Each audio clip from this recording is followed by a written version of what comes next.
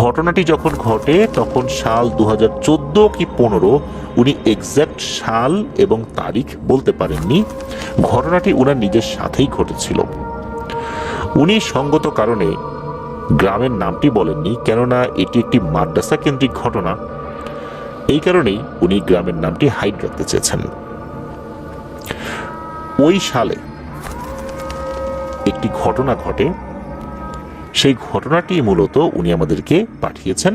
তো উনি যেই মাদ্রাসায় পড়তেন ওই মাদ্রাসায় দুইজন হুজুর ছিলেন, একজন বড় হুজুর আর একজন হুজুর ছিলেন। বড় হুজুর উনি রাতের বেলা মাদ্রাসাতে থাকতেন না, ওনার বাসা কাছাকাছি ছিল। উনি ফজরের সময় আসতেন, আবার রাতের বেলা চলে যেতেন। আর মাদ্রাসায় থাকার জন্য আরেকজন হুজুর ছিলেন, উনি সব দিন থাকলেও বৃহস্পতিবার রাতের বেলা উনি বাড়িতে চলে যেতেন, শুক্রবার সন্ধ্যার দিকে উনি আবার মাদ্রাসায় ফেরত আসতেন। তো এই যে বৃহস্পতিবার রাতের বেলা অধিকাংশ স্টুডেন্টরা আবার বাড়িতে চলে যেত, কিছু কিছু স্টুডেন্ট আবার মাদ্রাসায় থাকতো। যারা মাদ্রাসায় থাকতো তাদের টেক কেয়ারের দায়িত্বে আবার যারা সিনিয়ররা থাকতেন তারা থাকতেন। যেহেতু রাতের বেলা মাদ্রাসায় হুজুর থাকতেন না বৃহস্পতিবারে, তাহলে মাদ্রাসার কাউকে না কাউকে তো জুনিয়রদের দায়িত্ব পালন করতে হবে, যেহেতু রাতের বেলা অনেক ধরনের ঘটনাই ঘটতে পারে। তো এভাবেই চলছিল। আর এই যে বড় হুজুর উনি জিন ভূত রিলেটেড ট্রিটমেন্টগুলো করতে পারতেন, ভালো রুকিয়া জানতেন। অনেক জায়গাতেই ওনার ডাক আসতো, উনি যেতেন। যাওয়ার সময় বড় স্টুডেন্টদেরকে উনি সাথে নিয়ে যেতেন। তো যাদেরকে সাথে নিতেন তাদের মধ্যে সাগর ইসলাম ভাই একজন ছিলেন। বিভিন্ন সময়ে উনি দেখেছেন কিভাবে রুকিয়া করতে হয়, কি ধরনের দোয়াগুলো পড়তে হয়। উনি নিজেও এগুলো দেখে দেখে অনেক কিছু শিখেছিলেন। তো এমন একটি ঘটনা ঘটে, একদিন সকালবেলা একজন ভদ্র মহিলা আসেন, বয়স্ক ভদ্র মহিলা। উনি এসে বড় হুজুরকে খুঁজতে থাকেন। তো বড় হুজুর দেখা করেন, উনি জানান যে ওনার মেয়েকে জিনে ধরেছে, আর মেয়েটাকে নিয়ে আসা সম্ভব না, বড় হুজুরকে যেতে হবে। বড় হুজুর রেডি হয়ে যান যাওয়ার জন্য। যেহেতু আশেপাশের অনেক মানুষই জানতেন যে হুজুর এই রিলেটেড ট্রিটমেন্ট জানেন, হুজুরের কাছে আসতেন। হুজুরও সাধ্য অনুযায়ী চেষ্টা করতেন মানুষের উপকার করার জন্য। তো হুজুর যাবেন, সাথে কয়েকজন স্টুডেন্টকে সাথে নেন। সাথে কিন্তু এই যে সাগর ইসলাম ভাইও ছিলেন। মাদ্রাসা থেকে মোটামুটি আধা ঘন্টা 45 মিনিটের দূরত্বে ওই ভদ্র মহিলার বাড়ি। সেখানে যান, যাওয়ার পর দেখা গেল এবং বোঝা গেল যে আসলেই ওনার মেয়েকে জিনে ধরেছে। তো হুজুর ওনার মতো করে ট্রিটমেন্ট শুরু করেছেন। মেয়েটার উপর জিন হাজির করা হয়।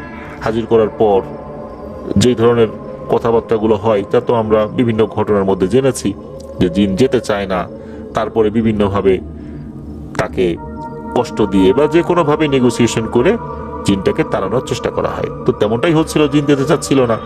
একটা পর্যায়ে হুজুর ওনার রুকিয়া যেই পদ্ধতিটা ছিল এটা ইউজ করে জিনকে কষ্ট দিতে থাকেন। একটা পর্যায়ে জিন রাজি হয়। এখন জিন চলে যাবে, তার প্রমাণ কি? হুজুর বলে দেন যে তুমি এখনই এখান থেকে উঠে গিয়ে একটা মাটির কলস ভরবা, নিজে এই কল পারে গিয়ে কলসটা রেখে কলসটা ভরতে হবে কল চেপে। এরপর দাঁত দিয়ে কামড় দিয়ে এই কলসটা আবার উঠোনে এক সাইডে রাখতে হবে। জিনটা নাকি শুরুতে কোনোভাবে এটা করতে রাজি হয় না। হুজুরও নাছরবান্দা, এটা না করিয়ে ওই জিনটাকে ছাড়বেনই না। একটা পর্যায়ে জিন রাজি হয়, তবে বলে, হ্যাঁ রে হুজুর, তোকে সহ তোর সাথে যে একটা চেলা নিয়ে আসছিস সবগুলোকে আমি দেখে নেব, একটাকেও আমি ছাড়বো না, এই কথা মনে রাখিস। মানে বেশ একটা প্রচ্ছন্ন হুমকি দিয়ে গেল জিনটা। এরপর জিন সেই কাজটাই করে হুজুর যেটা বলেছিলেন। তারপর মেয়েটা অজ্ঞান হয়ে পড়ে যায়। এরপর সবকিছু স্বাভাবিক, মেয়েটা একদম সুস্থ হয়ে যায়। হুজুরও উনি স্টুডেন্টদেরকে নিয়ে চলে আসেন। মাদ্রাসায় আসার পর যারা ওনার সাথে গিয়েছিলেন তাদেরকে ডাকেন। ডাকার পর বলেন যে জিনটা যেহেতু বন্দি করা হয় নাই, সে নিজে থেকেই চলে গেছে। আমি আশঙ্কা করি তোমাদেরকে ভয় দেখাতে পারে এবং মনে হচ্ছে এরা একটা না দুইটা, যদিও ওর মধ্যে একটা ছিল কিন্তু আমার কাছে মনে হচ্ছে এরা দুইটা আছে, সুতরাং তোমরা সাবধানে থেকো। তো হুজুর সবাইকে বলে দেন যে তোমরা তো জানো কিভাবে শরীর বন্ধ করে রাখতে হবে, এবং মাদ্রাসার অন্য স্টুডেন্ট যারা ছিল তাদেরকেও বলে দেন যে তোমরাও রাতের বেলা বের হওয়ার সময় শরীরটা বন্ধ করে রাখবে। হুজুর ওনার মতো করে উনি স্টুডেন্টদেরকে সেগুলো বলে দেন। স্টুডেন্টরাও সেটা আমল করছিল। এই যে সাগর ইসলাম ভাই, উনিও এই বিষয়টা মেনে চলতেন। তো এই ঘটনার মাসখানেক পার হয়ে যায়। ওই যে শুরুতেই বলেছিলাম যে বড় হুজুর কিন্তু রাতের বেলা মাদ্রাসায় থাকতেন না, এবং অন্য যে আরেকজন হুজুর ছিলেন উনি বৃহস্পতিবার বাসায় চলে যেতেন, শুক্রবার সন্ধ্যায় আসতেন। আর এই সময় বড় স্টুডেন্টরা টেক কেয়ারে থাকতো সবকিছুর। এক বৃহস্পতিবার মাদ্রাসায় কোনো হুজুর নেই, স্বাভাবিকভাবেই অন্যান্য সময় যেটা হয় বড় স্টুডেন্টদের দায়িত্বে সবাই আছে। তো সাগর ইসলাম ভাই উনি তো লোকাল লোক ছিলেন, এলাকার সবার সাথে তার পরিচয়, যেহেতু উনি স্থানীয় লোক। আর স্থানীয় লোক হওয়ার সুবাদে মাদ্রাসায় দূর দূরান্ত থেকে যারা পড়তে এসেছিল তারা আবার সাগর ইসলাম ভাইকে মানতেন। আর সাগর ইসলাম ভাই একটু সিনিয়র ছিলেন, তো বড়, তারপর আবার লোকাল লোক, সেই হিসাবে সবাই তাকে একটু গণ্য করতো আর কি। হইল কি, ওই বৃহস্পতিবার রাতের বেলা ওনাদের কয়েকজনের মাথায় একটা দুষ্টু বুদ্ধি খেলে যায়। সেটা হচ্ছে, ওনাদের মাদ্রাসার পাশেই রয়েছে মসজিদ, আর মাদ্রাসার পাশে ঈদগাহ রয়েছে, ঈদগাহর পাশে একটা পারিবারিক কবরস্থান রয়েছে। আর মসজিদ যেটা, এই মসজিদের পাশ দিয়ে গ্রামের যে মেইন রোড আর কি, ওই মেইন রোডের পাশে একটা বিশাল বড় বাগান রয়েছে। সেখানে আম গাছ, কাঁঠাল গাছ, নারকেল গাছ, অনেক ধরনের ফলজ গাছই রয়েছে, আবার বনজ গাছও সেখানে রয়েছে। ওটা কিন্তু এরকম ঘন জঙ্গল না, যেহেতু ফলের বাগান ওখানে রয়েছে, গাছগাছালি পরিষ্কার পরিচ্ছন্ন করা হয়, এরকম ঝোপঝাড় নাই সেখানে, সব বড় বড় গাছ আছে আর কি। তো ওনাদের কয়েকজনের মাথায় দুষ্টু বুদ্ধি আটে, মানে শয়তান তাদেরকে ওয়াসওয়াসা দিয়েছে যে বৃহস্পতিবার তো মাদ্রাসায় হুজুর নাই, ছোট বাচ্চারা ঘুমিয়ে পড়ার পর তোমরা কয়েকজন মিলে বের হয়ে ডাব চুরি করো। তো ওনাদের মাথায় শয়তানের দুষ্টু বুদ্ধি দিয়েছে। তখন ওরা নিজেরা পরামর্শ করেছেন যে ঠিক আছে, আমরা আজকে সবাই মিলে এই কাজ করব। তো ওনারা চারজন, যারা সিনিয়র ছিলেন, চারজন মিলে এই বুদ্ধি করেছেন।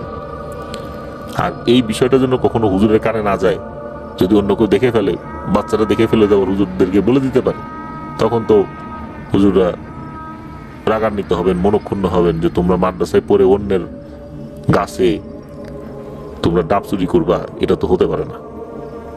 এই জন্য ওনারা এই বিষয়ে যথেষ্ট সতর্কতা অবলম্বন করেছিলেন।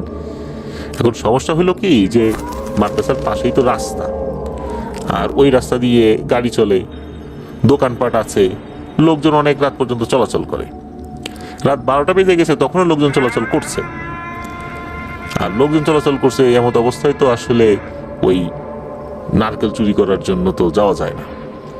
অপেক্ষা করছেন, এই সাগর ইসলাম ভাই হাতে একটা টর্চ লাইট নিয়ে ওই পাশের দোকানে বসে আছেন, গল্প গুজব করছেন। ওনার অপেক্ষা আরো স্টুডেন্টরা আছে, তারা অপেক্ষা করছেন যে কখন গ্রিন সিগন্যাল পাওয়া যায়। সাগর ইসলাম ভাই গ্রিন সিগন্যাল দিলেই অন্য তিনজন তারা তাদের অপারেশন শুরু করবেন আর কি, এমনই পরিকল্পনা। তো একটা পর্যায়ে সাগর ইসলাম ভাই দেখলেন যে হ্যাঁ, এখন শুরু করা যায়। তখন উনি বাগানে চলে গেছেন। উনি আগে বাগানে গেছেন, আগে বাগানে যাওয়ার পর আগে পরিবেশ পরিস্থিতি উনি আসলে দেখবেন, তখন উনি অন্য তিনজন থেকে ডাকবেন। উনি যখন বাগানে গিয়েছেন, উনি দেখেন দুটো বড় বড় বন বিড়াল। এই বন বিড়ালগুলোকে কিন্তু এখন খুব একটা দেখা যায় না। এটা আমাদের ছোটবেলাতে আমরা দেখতাম, এখন অনেকটাই বিলুপ্ত হয়ে গেছে। গ্রামগঞ্জে এখন কিছু দেখা যায়, মানুষ মেরে ফেলে অকারণে, এই জন্য এটা অনেকটাই এখন দেখা যায় না। তো এই বন বিড়ালগুলো কিন্তু অধিকাংশ সময় এক জোড়া থাকে, মানে দুটো একসাথে থাকে। উনি দেখেন দুটো বড় বড় বন বিড়াল, এই বন বিড়াল দুটো ওনার দিকে এগিয়ে আসছে। এমনিতে কিন্তু বন বিড়াল খুব দ্রুত দৌড়াদৌড়ি করে, মানুষের সংস্পর্শে কিন্তু এরা থাকে না, মানুষ দেখলে এরা দৌড়ে পালিয়ে যায়। রাতের বেলা দেখা যাচ্ছে যে মুরগির খোপ থেকে, কবুতরের খোপ থেকে, হাঁসের খোপ থেকে এই হাঁস, মুরগি, কবুতর ধরে ধরে খায়। এটা কিন্তু ওদের একটা কমন কাজ। আর দিনের বেলা ঘুরে ঘুরে বেড়ায়, মুরগি হাঁস পেলে কিন্তু ধরে নিয়ে যায়। এটা একটা সাধারণ বিষয় বন বিড়ালের কাছে। আর এরা মানুষকে দেখলে যেহেতু দৌড়ে পালায়, সাগর ইসলাম ভাই দেখলেন এই দুইটা বন বিড়াল তাকে দেখে দৌড়ে না পালিয়ে তার দিকে এগিয়ে আসছে। এগিয়ে আসতে আসতে হঠাৎ করে একটার একটার সাথে মারামারি শুরু করে দিল। তো উনি তো আসলে অবাক হয়েছেন যে বন বিড়াল ওনাকে দেখে এগিয়ে আসলো। এখানে একটা বিষয় বলে রাখা ভালো যে উনি মাদ্রাসা থেকে বের হয়েছেন, ওই দোকানে বসেছিলেন, গল্প গুজব করেছেন, উনি কিন্তু ওনার শরীরটাকে বন্ধ করতে ভুলে গিয়েছিলেন। এমনি সময় কিন্তু সবসময় বন্ধ করতেন, বাইরে বের হলি, ওই সময় বন্ধ করতে ভুলে গিয়েছেন। তো উনি এটা দেখছেন, শুরুর দিকে বিষয়টা উনি স্বাভাবিক মনে করেছেন। একটা পর্যায়ে দেখলে এই দুইটা বন বিড়াল তাদের মারামারি থামিয়ে দিয়ে আবার ওনার দিকে আগানো শুরু করেছে। তখন উনি কি করেছেন, উনি পাশ থেকে একটা লাঠি সংগ্রহ করে এই দুটোকে ধাওয়া করেছেন। উনি দেখেন যে এই দুটো ধাওয়া খেয়ে একটু দূরে গিয়ে আবার দাঁড়িয়ে পড়ে, তো উনি আবার ধাওয়া করেন, ওরা আরেকটু দূরে গিয়ে আবার তার দিকে তাকায়। মনে হচ্ছে যে এই দুইটা তাকে আহ্বান করছে যে আয় আয় আমাদের দিকে আয়। তো উনিও আবার বুঝতে না পেরে এদের পিছনে ছুটছেন, পুরো বাগান জুড়ে এদেরকে উনি ধাওয়া করছেন। এরাও একটু যায় একটু তাকায়, এইভাবে মানে না বলেই, মানে ওরা তোর মুখে বলতে পারতেছে না, কিন্তু এমন একটা আচরণ করছে যে সাগর ইসলাম ভাইকে মনে হচ্ছে এরা আরো কাছে ডাকছে। সাগর ইসলাম ভাইয়েরও ব্যাপক রাগ হচ্ছে। এদিকে হয়েছে কি, ওই যে তিনজন অপেক্ষা করছিল, অনেকক্ষণ অপেক্ষা করছে, কি ব্যাপার সাগর ইসলাম ভাই কিছু বলে না, তো ওরা আবার বাগানের ভিতর চলে আসে। এসে দেখে যে সাগর ইসলাম ভাই হাতে একটা টর্চ লাইট নিয়ে লাঠি নিয়ে দুইটা বিড়াল ধাওয়া করতেছেন। ওনারাও কিন্তু এই দুটা বিড়াল দেখেছে। তখন ও ভাই আপনি কি করেন, এই দুই বোন বিড়ালের পিছনে দৌড়াদৌড়ি করছেন, কিন্তু আসেন এদিকে আসেন। সাগর ইসলাম ভাই আসেন, আসার পরে এই তিনজনের মধ্যে তারা একজনকে বাছাই করে, যাও তুমি গাছে উঠে যাও। তো সেও গাছে উঠে গেছে। এদিকে হয় কি, সাগর ইসলাম ভাইয়ের মনে পড়ে যে আরে আমি তো শরীর বন্ধ করি নাই।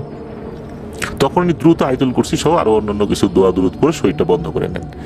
এদিকে তাদের অপারেশন শেষ, ডাব নিয়ে চলে গেছেন, অন্যরা কাছ থেকে নেমে আসছেন।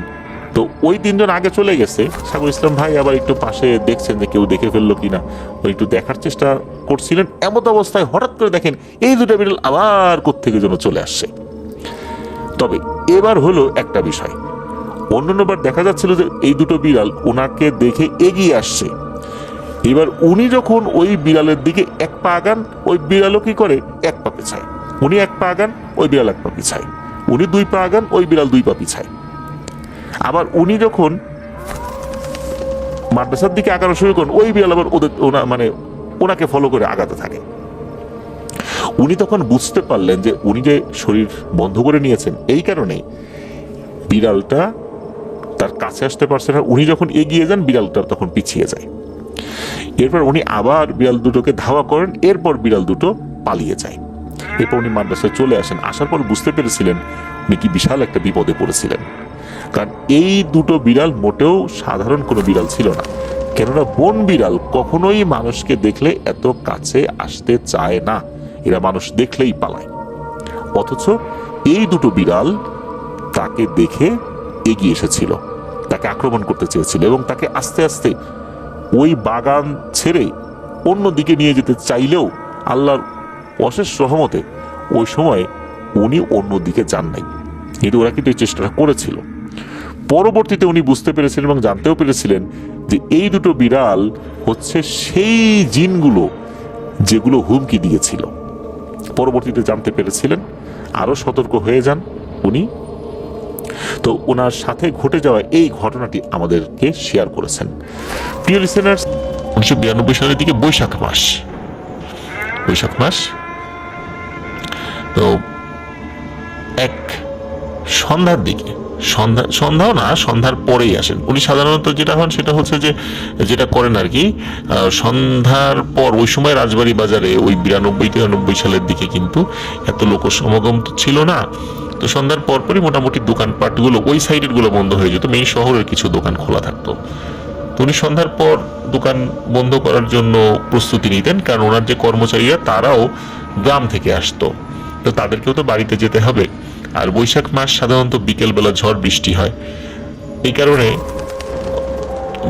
তার যে কর্মচারীরা ছিল তারাও সন্ধ্যার পরপরই চলে যেতে চাইতো। ওই দিন কোনো কারণে রাজবাড়ী শহরে বিকেলবেলা খুব ঝড় হয়েছিল, যার ফলে ইলেকট্রিসিটিও বন্ধ ছিল ঝড়ের কারণে। বিভিন্ন জায়গায় কারেন্টের যেই খাম্বাগুলো সেগুলো উপড়ে গিয়েছিল, যার কারণে বিদ্যুৎ বন্ধ ছিল। এই কারণে সন্ধ্যার ঠিক পরপরই উনি দোকান বন্ধ করে দেবেন। তখন বন্ধ করতে যাবেন তখন একজন লোক আসে, অপরিচিত একজন লোক, উস্কু খুস্কু চেহারা, চুল দাড়ি এলোমেলো।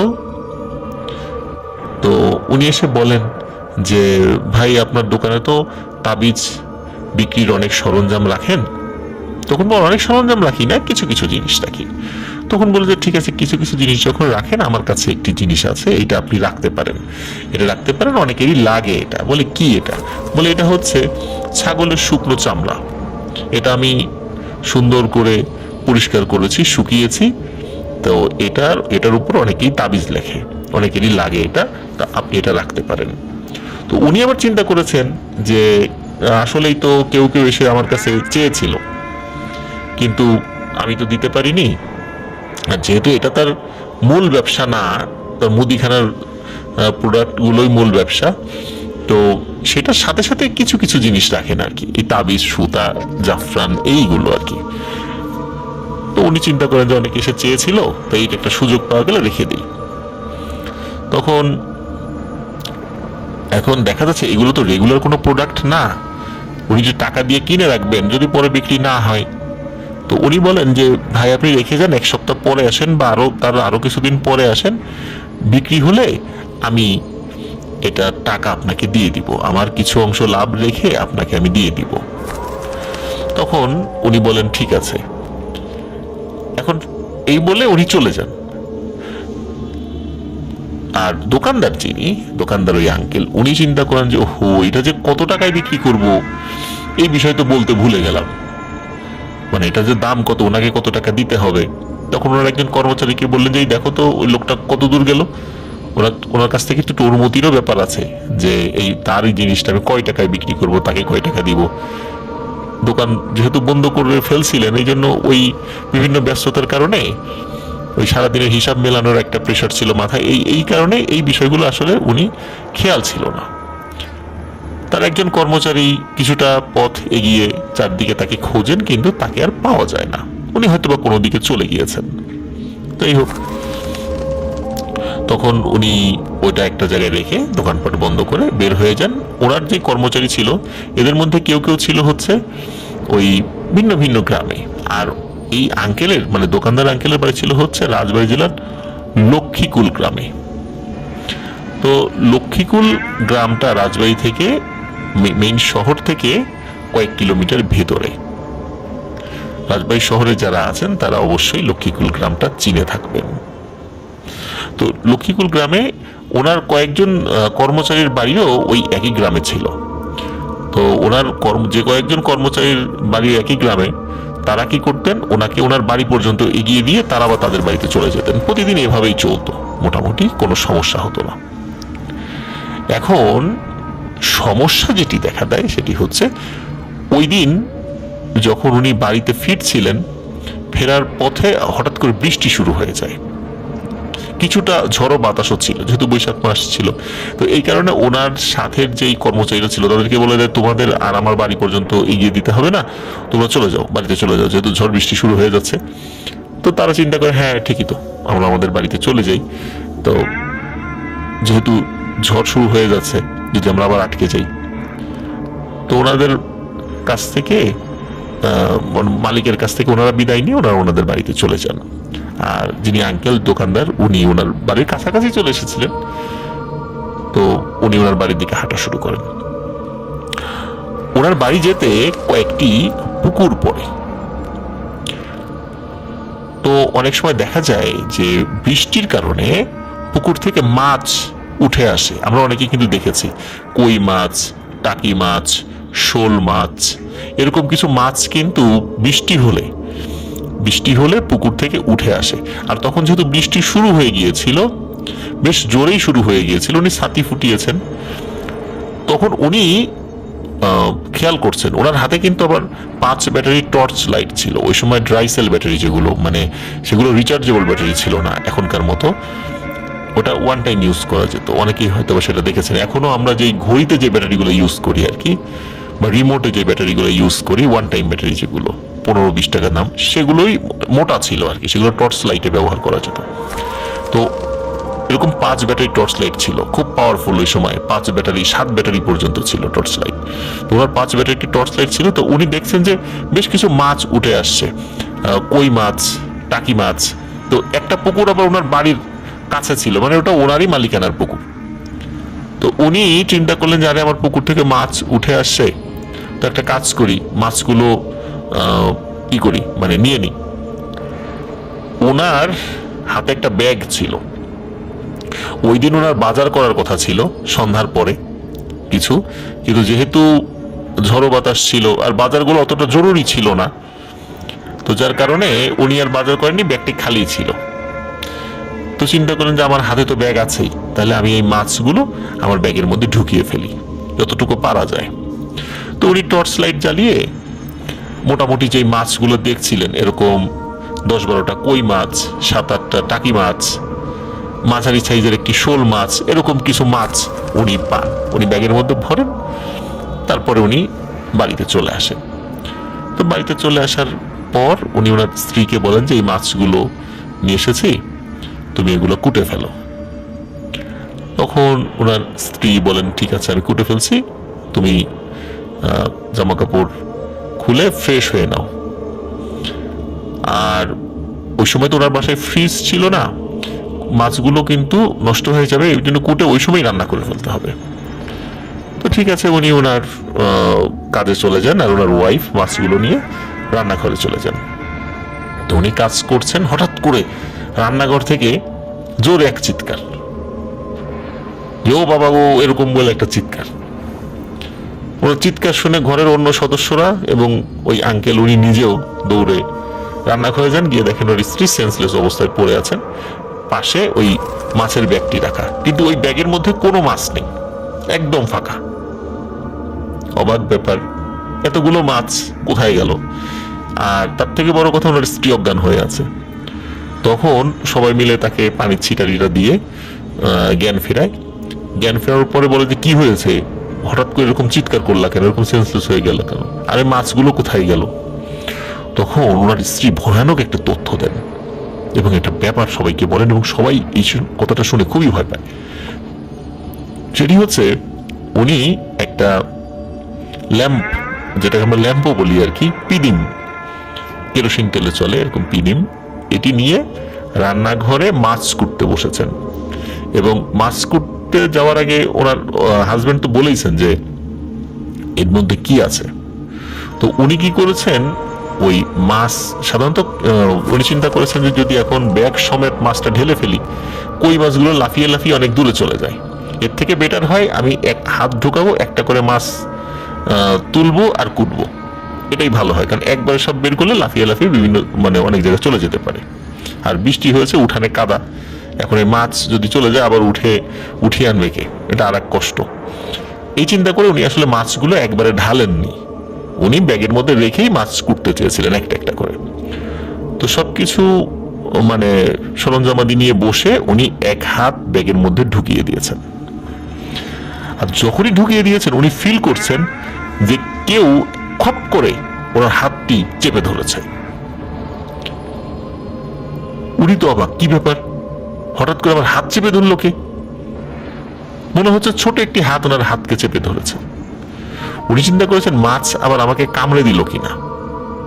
তো উনি এই চিন্তা করে কি করেছেন, ব্যাগের মুখটা সরিয়ে দেখতে গিয়েছে যে আসলে কি হইল। উনি যখনই ব্যাগের মধ্যে তাকিয়েছেন যে কি হলো এটা দেখার জন্য, তখনই উনি দেখেন ব্যাগের মধ্যে একটি মাছও নেই। মাছের পরিবর্তে বাচ্চাদের, এই 3-4 বছর বয়সী যে বাচ্চাগুলো এরকম আর কি, এদের নখ থেকে কনুই পর্যন্ত যতটুকু লম্বা হয় ঠিক এতটুকু বেশ কিছু 10-12টা কাটা হাত ব্যাগের মধ্যে রয়েছে, এবং কাটা হাতগুলো নড়াচড়া করছে। এর মধ্যে একটি হাত ওনার হাত চেপে ধরেছে। এই দৃশ্য উনি যখন দেখেছেন তখন ও বাবা গো মা গো বলে চিৎকার করেছেন, ওইখানে সেন্সলেস হয়ে গিয়েছেন। এবং তার পরবর্তীতে সবাই চলে এসেছে, আসার পরে সবাই দেখে যে ওখানে একটি মাছও নেই। তাহলে সত্যি এতগুলো মাছ কোথায় গেল? সত্যি সত্যি এর মধ্যে যদি মাছই থাকতো তাহলে মাছ কোথায় গেল? তখন পরিবারের সদস্যরা সবাই ওই আঙ্কেলকে বলতেছে যে আরে তুমি তো মাছই আনো নাই, মাছ কোত্থেকে আনছো? তুমি বলছো যে মাছ আনছো, তুমি তো ওই কাটা হাত নিয়ে আসছো। উনি বলে কাটা হাত কোত্থেকে আসবে? আমি টর্চ লাইট জ্বালিয়ে নিজে মাছ তুললাম, কই মাছ তুললাম, টাকি মাছ তুললাম, একটা শোল মাছ তুললাম মাঝারি সাইজের, কাটা হাত কোত্থেকে আসবে? আমি নিজে তুললাম, কাটা হাত কি আমি টের পাই না? আর কাটা হাত আমি ওই যদি দেখতাম আমি তো ওখানে ভয়ে অজ্ঞান হয়ে যেতাম।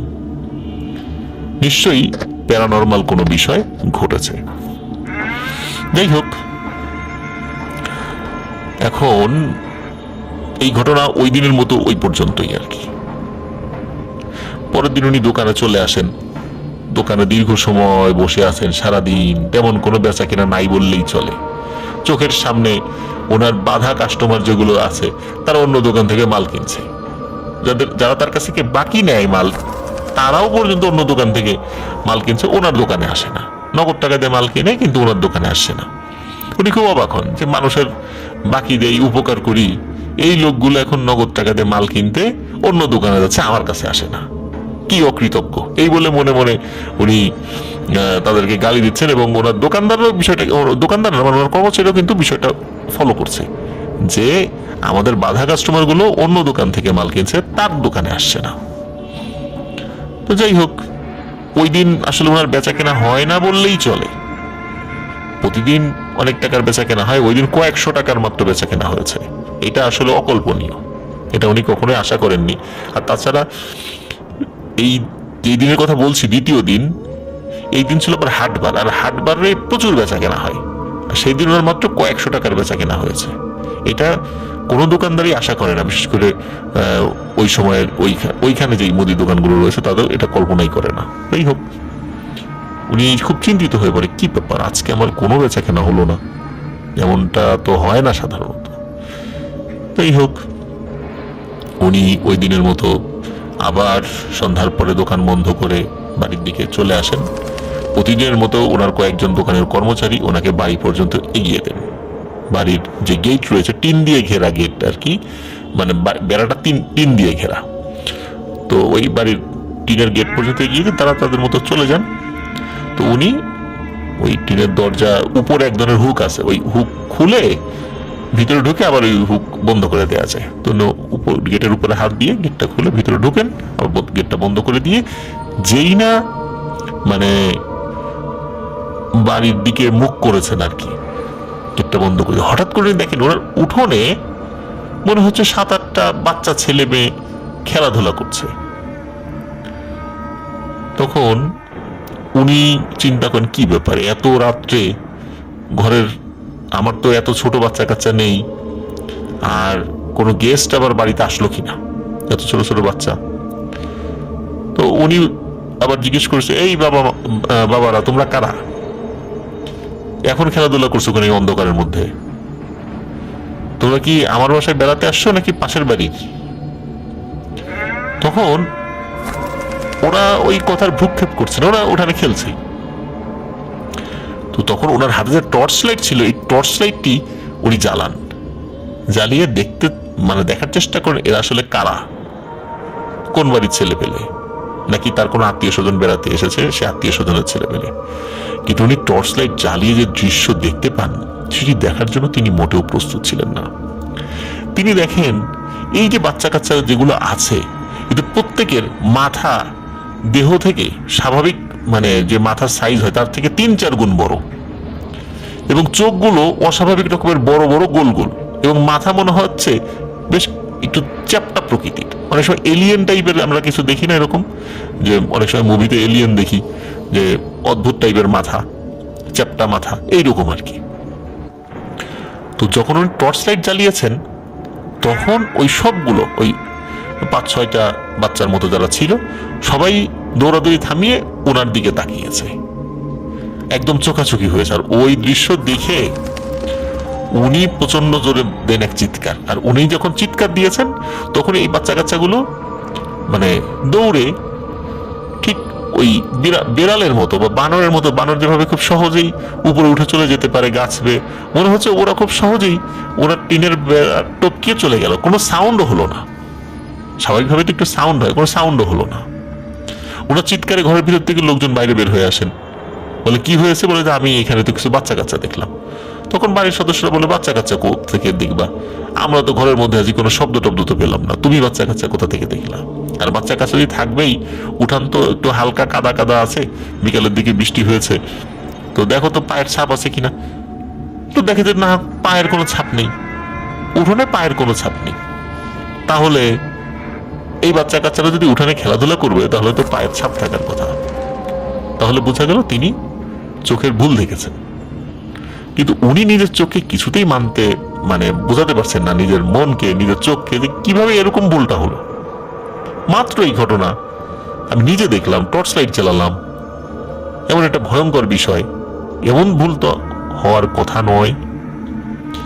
যাই হোক, এই ছিল দ্বিতীয় দিনের ঘটনা। এরপরে 1-2 দিন কোনো সমস্যা হয়নি, স্বাভাবিক ছিল। তারপরে নতুন এক ধরনের উপদ্রব শুরু হয়ে যায়। গভীর রাতে, রাত প্রায় 1টা-1:30টার দিকে আনুমানিক, হঠাৎ করে মনে হচ্ছে যে টিনের চালে কেউ হেঁটে এক পাশ থেকে আরেক পাশে চলে যায়। এটা শুধু একবারই হয়। তো প্রথম দিকে মনে করেছে যে এটা হয়তোবা কোনো প্রাণী, বিড়াল হবে, অথবা গ্রাম অঞ্চলে আমরা এই টাইপের প্রাণীকে আমরা বলি খাটাস বা নেইল, এই শব্দগুলো বলি। আর শুদ্ধ বাংলা এটাকে বলে গন্ধ গোকুল। এটা অনেকটা বেজির মতো, কিন্তু আকৃতিতে বেজির থেকে আরো বেশ বড়। তো এরা অনেক সময় রাতের বেলা ওই হাঁস, মুরগি, কবুতর এগুলো খাওয়ার জন্য চলে আসে, নিশাচর প্রাণী এগুলো। কিন্তু এই খাটাস বা গন্ধগোকুলও যদি এটি হয়, এর শরীরের ওজন তো এত হওয়ার কথা না যতটা শব্দ হচ্ছে টিনের চালের উপরে। তো এতটা ওজন তো হওয়ার কথা না ওদের। আর 4 পায়ে হাঁটলে কিন্তু টের পাওয়া যায়, মনে হচ্ছে 2 পায়ে কে হেঁটে যাচ্ছে। তো এটি তাদের কাছে খুবই অবাক লাগে, কি ব্যাপার, এরকমটা হচ্ছে কেন। তো যাই হোক, তারা একদিন তাকে থাকে যে এক রাত্রে, ওই শব্দটা হওয়ার একটা টাইমও তাদের মুখস্থ হয়ে গিয়েছিল প্রায়, যে রাত 1টা থেকে 1:30টার মধ্যে এরকম একটা সময় প্রতিদিনের একটা হয়ে থাকে। তো ওরা ওই দিন বাড়ির কয়েকজন সদস্য খুব অ্যালার্ট, যে আজকে দেখবো যে এটা কি জিনিসটা। টর্চ লাইট নিয়ে রেডি। হঠাৎ করে রাত 1:15টার দিকে যখনই এই শব্দ হওয়া শুরু হয়েছে, তো ওই আঙ্কেলের ছেলে দৌড়ে ঘরের বাইরে বের হয়ে যান এবং টর্চ লাইট মারেন। টর্চ লাইট মেরে একটা ভয়ানক জিনিস দেখতে পান। এটি আসলে কোনো প্রাণী না, এটা একটা ছোট বাচ্চা ছেলে। অদ্ভুত চেহারা, মাথার গড়নটা বড়। তো এই বাচ্চা ছেলেটি টিনের চালের এক পাশ থেকে আর এক পাশে দৌড়ে চলে গেল। দৌড়ে একটি গাছে লাফ দিল, গাছটা তরতর করে বেয়ে মাথায় উঠে গেল। তারপর আর কিচ্ছু নেই। টর্চ লাইট মারলো, মাথায় তো তাহলে থাকার কথা যদি একটি বাচ্চা ছেলেও হয় না, মাথায় কিছুই নেই। ওই গাছের মাথায় একদম শূন্য, কিচ্ছু নেই, খালি ডালপালা দেখা যাচ্ছে, কিন্তু কোনো মানুষ বা অন্য কিছু সেখানে নেই। তখন সে বলে বাড়ির সদস্যদেরকে যে সে এই জিনিস দেখেছে। তখন বাড়ির সদস্যরা চিন্তায় পড়ে যায়, কি ব্যাপার, এমনটা কেন হচ্ছে, এমনটা তো হওয়ার কথা না। হঠাৎ করে আমরা কি এমন করলাম যে আমাদের বাসায় এই ধরনের উপদ্রব শুরু হয়ে গেল। যাই হোক, এর পরদিন একটি ঘটনা ঘটে। সেটি হচ্ছে যে ওই আঙ্কেলের দোকানে একজন লোক আসে। লোক এসে বলে, হুজুর মতো একজন লোক। তো লোক এসে বলে যে আপনার কাছে কি তাবিজ লেখার চামড়া হবে, খাসির চামড়া? তখন বলে হ্যাঁ আছে, তো আমার কাছে আছে। তখন বলে ঠিক আছে, দেখান দেখি। তুমি ওই যে একটা লোক দিয়ে গিয়েছিল, সেই চামড়াটি বের করে দেখেন। তখন ওই হুজুর চামড়াটি হাতে নিয়ে বলছে যে এটা কি খাসির চামড়া? বলে হ্যাঁ খাসির চামড়া। বলে আপনি কি খাসির চামড়া আগে বিক্রি করেছেন কখনো? না, আমি ওইভাবে রেগুলার বিক্রি করিনি। বলে এটা তো দেখে খাসির চামড়া মনে হয় না, এত মসৃণ এত সুন্দর তো খাসির চামড়া হয় না। বলে যে আমাকে একজন দিয়ে গিয়েছে, সে তো আমাকে বলেছে এটা খাসির চামড়া। তো আমার কাছেও এটা দেখে ভালো লেগেছে, মনে হয়েছে যে ভালো, তো এই জন্য রেখে দিয়েছি। তো বলে যে হ্যাঁ খাসির চামড়া হলে তো অবশ্যই ভালো, আমার কাছেও এটি ভালো লেগেছে, ঠিক আছে আমি এটা নিয়ে যাচ্ছি। কত দাম? তখন উনি বলে যে আসলে লোক যিনি এসেছিলেন তিনি তো আসলে আমাকে দাম নির্দিষ্ট করে বলে যাননি। তো আপনি যেহেতু খাসির চামড়া কেনেন তাবিজ কবজ লেখার জন্য, তো আপনার তো একটা আইডিয়া আছে এটা কত হতে পারে। তো যেহেতু চামড়াটি ওই হুজুরের ভালো লেগেছিল, তো উনি একটা ভালো দামই দিয়ে যান। আর যেহেতু উনিও দামটা সম্পর্কে অতটা অবগত ছিলেন না দোকানদার, তো উনিও ওনার দেওয়া দামটি রেখে দেন, এটা নিয়ে আর কোনো বার্গেনিং করেননি। তো ওই হুজুর ওই চামড়া নিয়ে চলে যান। পরের দিন সকালবেলা হন্তদন্ত হয়ে সেই হুজুর দৌড়ে ওই দোকানে ছুটে আসেন, এসে বলেন যে আচ্ছা সত্যি করে বলেন তো এটা কিসের চামড়া? তখন ওই দোকানদার আঙ্কেল বলতেছে, আরে ভাই বললামই তো এটা তো খাসির চামড়া। বলে আমার মনে হয় না এটা খাসির চামড়া। আর এই চামড়াটা আপনার কোত্থেকে পাইছেন এটা আমাকে বলেন। বলে যিনি দিয়ে গেছেন তাকে আমি চিনি না, আগে কখনো দেখিও নাই। বলে যে আমার মনে হয় না এটা খাসির চামড়া, এটা অন্য কোনো কিছুর চামড়া। বলে কেন আপনার এরকমটা মনে হলো? বলে যে আমার সাথে গত রাত্রে একটি ভয়ানক ঘটনা ঘটেছে। সেটি হচ্ছে একজন একটা তদবির সংক্রান্ত কাজে আমার কাছে এসেছিল, ওই তাবিজটা শুকনো খাসির চামড়ার উপর লেখার কথা ছিল, মানে ছাগলের চামড়ার উপরে। তো আমি রাতের বেলা বসেছি রাত 12টার পরে তাবিজ লেখার জন্য, কিন্তু আমি যখনই বসেছি ওই চামড়াটি নিয়ে, তখনই মনে হলো আমার আশেপাশে কেউ দৌড়াদৌড়ি করছে। তা আমি বুঝতে পারিনি যে আসলে এটা কি, মনে হয়েছে হয়তো বা আমার বাড়ির কোনো সদস্যরা, ছোট বাচ্চা কাচ্চা আছে তারা। কিন্তু পরে বুঝতে পারলাম না, এটা তো কোনো বাচ্চা কাচ্চা, আমার বাড়ির কোনো বাচ্চা কাচ্চা না, এটা মনে হচ্ছে প্যারানরমাল কিছু। তারপরও উনি চিন্তা করেছেন যে তাবিজ কবুজ লেখার সময়ও মাঝে মাঝে দুষ্টু জিনেরা কিছু উপদ্রব করে থাকে, হয়তো বা এই কারণে উপদ্রব করছে, এটা হতেই পারে। তো উনি কি করেন, কিছু দোয়া পরে শরীরে ফু দিয়ে গা বন্ধ করে নেন, আবার লিখতে থাকেন। এর মধ্যে কি হয়, হঠাৎ করে ওনার কাঁধ এবং গলা পেঁচিয়ে আর কি, মানে গলার একটু অংশ এবং কাঁধের একটু অংশ মিলিয়ে ওনার ঘাড়ের উপর কেউ একজন সজোরে এক কামড় বসিয়ে দেয়। এত জোরে কামড়, তো উনি ওই এক হাত দিয়ে ওনার ঘাড়ে হাত দিয়েছে, দেখে একটা মাথা, মানে মানুষের মাথার মতো, কিন্তু মাথাটার সাইজ একটু বড় মনে হয়েছে। উনি এক হাত দিয়ে ধরে মানে হ্যাচকা টানে ওই মাথাটা সরিয়ে ফেলেন। উনি প্রচন্ড ব্যথা পান কাঁধে এবং প্রচন্ড জোরে এক চিৎকার দেন, চিৎকার দিয়ে উনি সেন্সলেস হয়ে পড়ে যান। এখন পরিবারের সদস্যরা তারা দৌড়ে চলে আসেন, তারপরে তাকে পানি ছিটা দিয়ে জ্ঞান ফেরান। তখন বলে কি হয়েছে, বলে এই ঘটনা। তখন পরিবারের সদস্যরা তারাও খেয়াল করেন যে ওনার এই কাঁধে দাঁত বসে গেছে, কিন্তু মনে হচ্ছে কোনো ছোট বাচ্চা কামড় দিলে, 5-6 বছরের কোনো বাচ্চা যদি কামড় দেয়, এই দাঁতের যে দাগ মানে যেমন হয় আর কি, ঠিক তেমনই দাগ, এবং একদম রক্ত বের করে ফেলেছে এখানে, প্রচন্ড ব্যথা পেয়েছেন উনি। কিন্তু এমন তো কখনো হয় না, ওনার পরিবারের সদস্যদের কেউ তো এসে এই কাজটি করেননি। পরিবারের বাচ্চারা আছে, তারাও ঘুমিয়েছিল রাতের বেলা, তারাও তো এসে এই কাজ করেননি, তাহলে এই কাজটা কে করলো? তখন ওই হুজুর বুঝতে পারেন এই চামড়াটির কারণেই হয়তো বা এরকম সমস্যা হয়েছে।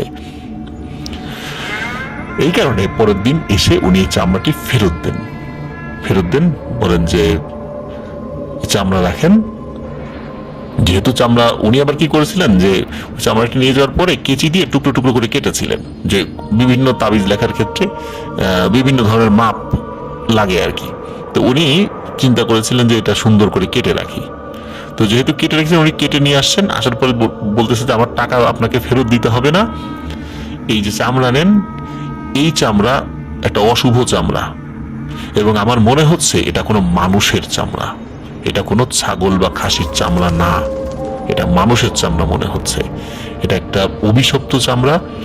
আপনি এটা নেন এবং নিয়ে দ্রুত এটা নদীতে ফেলে দেন। আমি ফেলতে পারতাম, কিন্তু এটা আপনার কাছে আমার কিছু জানার দরকার ছিল যে এটা আপনি কোথা থেকে পেয়েছেন, কিভাবে পেয়েছেন।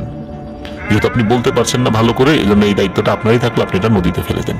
তখন ওই দোকানদার আঙ্কেল বলতেছে যে আরে এই চামড়া রাখার পর থেকে আমার পরিবারেও তো একটার পর একটা সমস্যা, আর আমার দোকানে কোনো বেচা কেনা নাই, আমি দোকান খুলে বসে আছি গত কয়েকদিন ধরে, বেচা কেনা নাই বললেই চলে।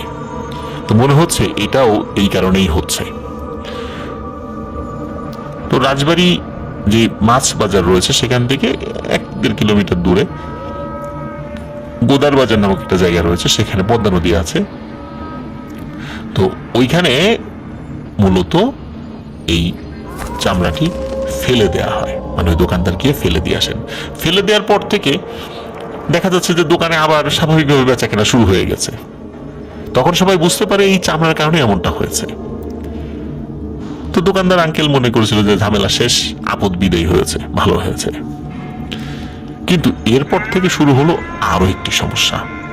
সেটি হলো যে ওই আঙ্কেল এর পর দিনের কথা আর কি, মানে ওই দিন না, যেদিন চামড়া ফেলে দিয়েছে ওই দিন না, তার পরদিন যখন উনি দোকান বন্ধ করে বাড়ির দিকে ফিরছিলেন, তখন ওই বাড়ির কাছাকাছি এসে, একদম কাছাকাছি এসে তো ওনার কর্মচারীরা আবার তাদের বাড়ির দিকে চলে যায়, যাদের কাছাকাছি বাড়ি আর কি, ওই আঙ্কেলের বাড়ির কাছাকাছি। তো আঙ্কেল ওই দরজার কাছাকাছি, মানে ওনার বাড়ির যে গেটের কাছাকাছি এসে হঠাৎ করে মনে হয় যে চাদর পরিহিত, মাথা ঢাকা, লম্বা একটা দেহ, চাদরে মুড়িয়ে রাখা শরীর, মাথা ঢাকা, বোঝা যাচ্ছে না, মাথার চেহারা বোঝা যায় না আর কি। তো সে তার ওই টিনের গেটের পাশে দাঁড়িয়ে আছে। তো উনি যখন গেটের কাছাকাছি এসেছে, উনি কেবল বলবেন যে আপনি কে, তার আগেই মনে হলো ওই অবয়বটি এক দৌড়ে পাশে থাকা ওই ঝোপ জঙ্গল আছে আর কি, সেদিকে চলে গেল। তো আঙ্কেল তো অবাক। উনি চিন্তা করেছে প্রথমে এটা কোনো চোর হবে, চোর ওই ঘরে ঢুকতেছিল চুরি করার জন্য, কিন্তু উনি চলে এসেছেন এই জন্য চোরটি দৌড়ে পালিয়েছে। উনি প্রথমে এই চিন্তাই করেছেন, অন্য কোনো চিন্তা তার মাথায় ছিল না আসলে। তো এই ঘটনা উনি আবার ওনার পরিবারের সদস্যদেরকে বলেন যে একটু হলেই তো ঘরে চোর টোর ঢুকে পড়তো, তোমরা একটু খেয়াল রেখো আর কি। তো এই হলো প্রথম দিনের ঘটনা। এবার আসি দ্বিতীয় দিনের ঘটনা। দ্বিতীয় দিনও উনি যখন বাড়িতে এসেছেন, এবার গেটের কাছে না, এবার উনি ওই গেটটা বাহির থেকে খুলে ভেতরে ঢুকেছেন। উনি দেখেন ওনার বাড়ির যেই মানে বারান্দা রয়েছে, এই বারান্দার উপরে চাদর পরা একজন লোক বসে আছে। তো উনি যখনই তাকে দেখেছেন, এই লোকটি আবার কি করলো, এক দৌড়ে নিঃশব্দে ওনার টিনের যে বেড়া টপকে চলে গেল ওই যেই সাইডে বাড়ি, যেই সাইডে ওই ঝোপ জঙ্গল রয়েছে সেই দিকে। তো এত বড় একটা মানুষ দৌড়ে চলে গেল, দৌড়ে চলে গেলে টিনের বেড়া তো অতটা শক্ত না, টিনের বেড়ায় তো শব্দ হওয়ার কথা, কোনো শব্দ না, মনে হচ্ছে একটা পিঁপড়া একটা বেড়া বেয়ে গেলে কোনো নড়াচড়া হয় না, ঠিক তেমনটাই। এবার তিনি কিছুটা ভয় পেলেন। উনি চিন্তা করলেন যে এটা তো চোর হবে না, চোর তো হলে এরকম এমনটা হওয়ার কথা না। তো উনি এবারও পরিবারের সদস্যদেরকে বলেন যে বাসায় কিন্তু চোর ঢুকতেছে প্রতিদিন, তোমরা খেয়াল রেখো। থার্ড টাইম, মানে পরের দিন ঘটে আরেকটি ভয়ানক ঘটনা। পরের দিন উনি যখন বাড়িতে ঢুকবেন রাতের বেলা, তখন দেখে ওনার গেটের সামনে সেই অবয়বটি দাঁড়িয়ে আছে। কিন্তু এবার আর তাকে দেখে সে পালায় না,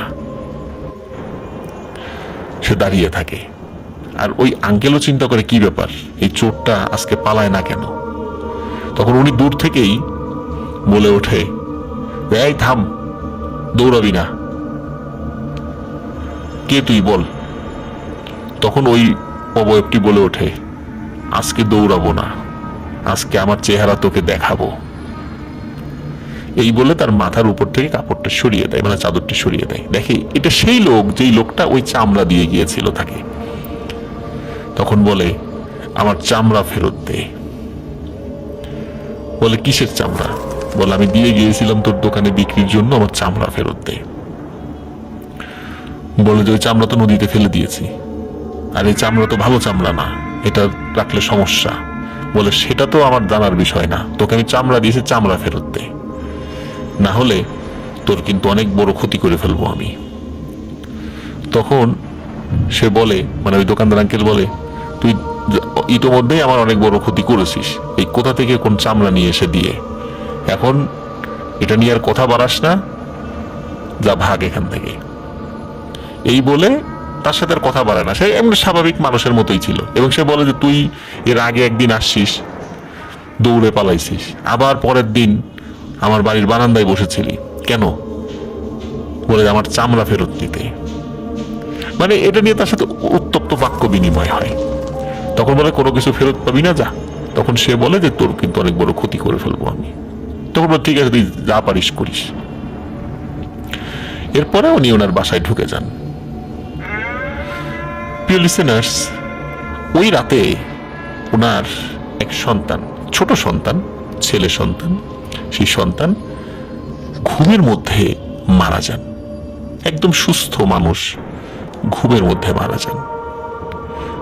গলায় কোনো দাগ টাগ কিচ্ছু না, মানে কেউ যে গলা চেপে মেরে ফেলেছে, অদৃশ্যভাবে গলায় ছাপ দেখা গিয়েছে, বড় বড় আঙ্গুলের ছাপ, এমনটা না, একদম স্বাভাবিক। কেন মারা গেল, কি হলো, ডাক্তারের কাছে নিয়ে গিয়েছিল পরদিন সকালবেলা যে কি হলো, বাঁচার কোনো আশা আছে কিনা।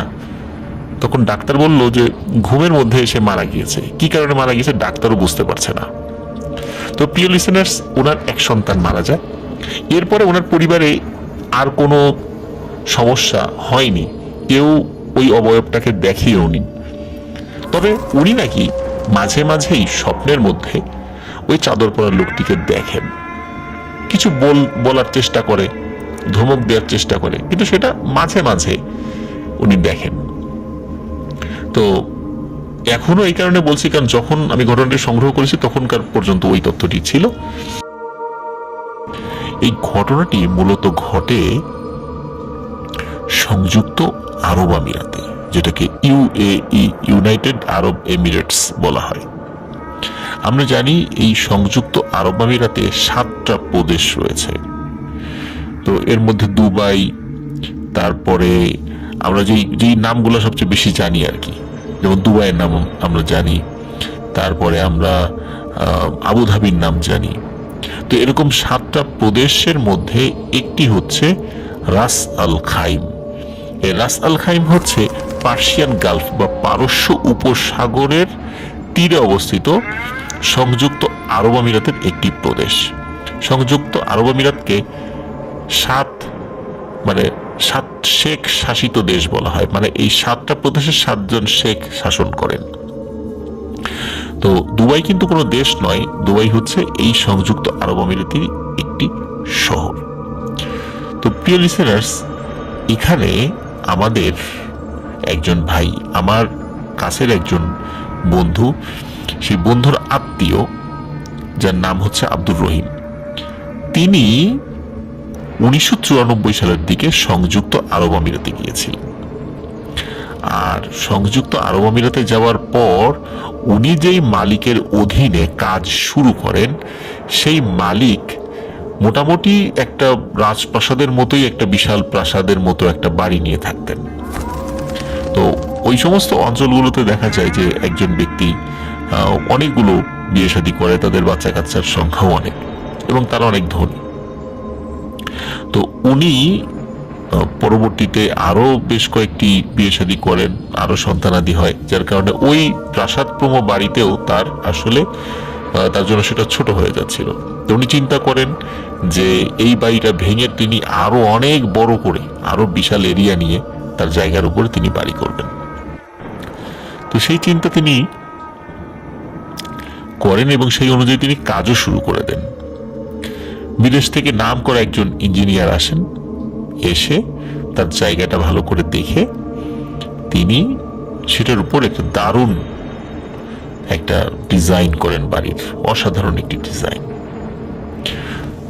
তো সেই চিন্তা অনুযায়ী আগের বাড়িটি ভেঙে ফেলা হয় এবং ভেঙে নতুন যেই বাড়িটি, সেই বাড়ির নির্মাণ কাজ শুরু করা হয়। এখন ওই মালিকের অধীনে আমাদের পরিচিত যে ভাই গিয়েছিলেন, আব্দুর রহিম, তো উনি খুবই বিশ্বস্ত একজন মানুষ ছিলেন ওই মালিকের, এবং অতি বিশ্বস্ত হওয়ার কারণে ওই মালিকের বাড়িতেই তাকে থাকতে দেওয়া হয়েছিল।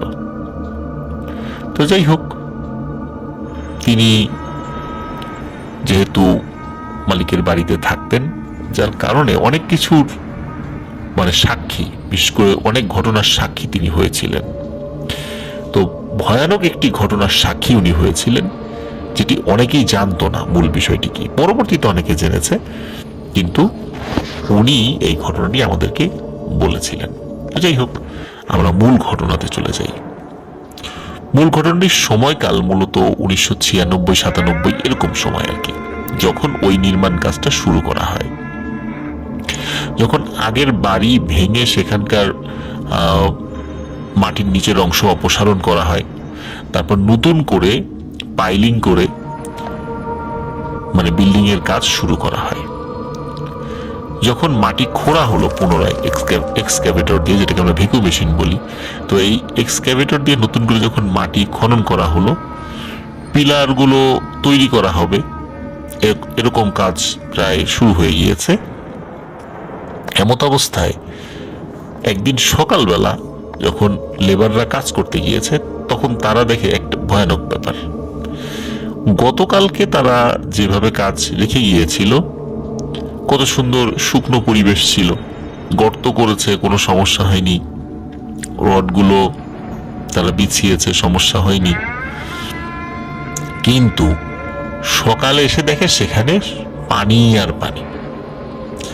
মানে যেই এরিয়াটুকুর মধ্যে তারা এক্সক্যাভেটর দিয়ে খনন করেছে, সেই জায়গাটুকু মনে হচ্ছে বিশাল এক দিঘির মতো হয়ে গেছে বা বড় একটা পুকুরের মতো হয়ে গেছে, এমন একটা অবস্থা। তো এমনটা কেন হলো? বেশ কিছুদিন ধরেই তো খনন করা হয়েছে, কই তখন তো পানি ওঠেনি, আজকে কেন পানি উঠলো? আর হঠাৎ করে পানি উঠলো, অথচ রাত প্রায় 12টা-12:30 পর্যন্ত কাজ করে গেছে, তখন পানি ওঠেনি। এই ফজরের সময় এসে দেখে এরকম পানি। এত অল্প সময়ের মধ্যে কিভাবে এটা সম্ভব হলো? কোনোভাবেই হিসাব মেলে না। দ্রুত ইঞ্জিনিয়ারকে ডাকা হয়। ইঞ্জিনিয়ার আসেন, এসে তিনিও অবাক। তো তিনি সহ আরো যারা সহযোগী ইঞ্জিনিয়ার ছিলেন, তারা বলছেন যে হয়তোবা পার্সিয়ান গালফ বা পারস্য উপসাগরের কোনো একটি ছোটখাটো মৃদু প্রবাহ হয়তো এদিক দিয়ে গিয়েছে, মাটির নিচ দিয়ে, হতে পারে, নিশ্চিত না, যার ফলে এখান থেকে পানি উঠেছে। কিন্তু এটি সম্পূর্ণ মানে ভিত্তিহীন একটি কথা বলে তারা নিজেরাই বলেছেন যে এটা তাদের একটা অনুমান মাত্র, কিন্তু এরকমটা হওয়ার কথা নয়।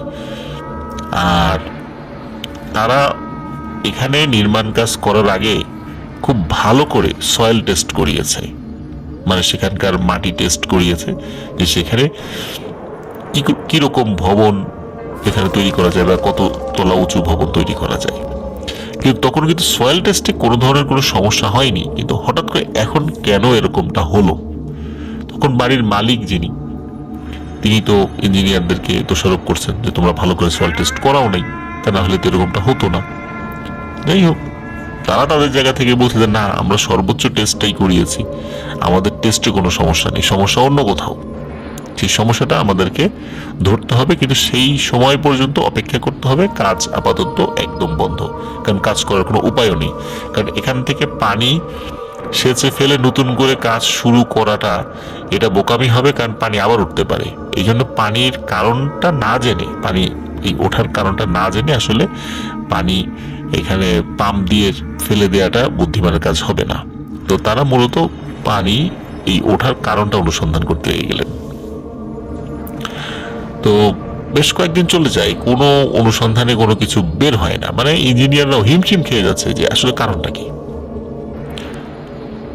এর মধ্যে শুরু হলো আরেকটা ঘটনা। ওই আগের বাড়িটা ভাঙার পরেও মূলত ওই ওনার পরিবার, মানে ওই বাড়ির মালিকের পরিবার, তারা অন্য জায়গায় চলে, তাদের আরো বাড়ি ঘর ছিল, সেখানে চলে গেল। মালিকের একজন স্ত্রী, তার কয়েকজন সন্তান, মালিক, এনারা কিন্তু পাশেই, মানে বাড়িঘর ভেঙে ফেললেও তারা কিন্তু ছোট করে আর একটা ঘর আগেই থাকার জন্য করে নিয়েছিলেন, সেখানে থাকতেন। কারণ একটা বাড়ি এগুলো তৈরি করতে কিন্তু দীর্ঘ সময় লাগে, বিশেষ করে এরকম প্রাসাদপ্রম বাড়িগুলো তৈরি করতে অনেক সময় লাগে। আর বাড়িঘরের কাজগুলো তো দেখাশোনা করতে হয় ঠিকঠাক মতো হচ্ছে কিনা। এই জন্য মালিক উনি সেখানে থাকতেন। আর ওনাদের যারা ওয়ার্কার ছিল, ওয়ার্কারদের জন্য আলাদা তাঁবুর মতো করে আর সুন্দর করে সেই আর একটা জায়গায় ব্যবস্থা করা হয়েছিল, মানে তার এরিয়ার মধ্যে আর কি। তো একটা সমস্যার সৃষ্টি হলো, সেটা হলো গভীর রাত্রে কে যেন নাকি সুরে কান্নাকাটি করতো, মহিলার কণ্ঠে। এখন মহিলার কণ্ঠে কে কান্না করে? কেউ যখন বাইরে বের হতো তখন কান্না থেমে যেত, আবার যখন ভিতরে ঢুকে পড়তো আবার কান্না শোনা যেত। তারা এই কান্নার যে উৎস, এই শব্দের উৎস, এই উৎস তারা খুঁজে পাচ্ছিলেন না। এর মধ্যে আরো একটি ঘটনা ঘটা শুরু করে, সেটি হচ্ছে ওই যেই এরিয়াটার মধ্যে পানি উঠেছে আর কি, যতটুকু খনন করা হয়েছিল বিল্ডিংটা নির্মাণ করার জন্য, রাতের বেলা মনে হয় ওই জায়গার মধ্যে মানে শো শো শব্দ, শো শো শব্দ বিষয়টা এরকম, মানে সমুদ্রের ঢেউয়ের যে এক ধরনের শব্দ থাকে, শো শো শব্দ, আবার গর্জন, ঢেউ আশ্রে পড়লে যেরকম গর্জন হয় ঠিক তেমন শব্দ হচ্ছে।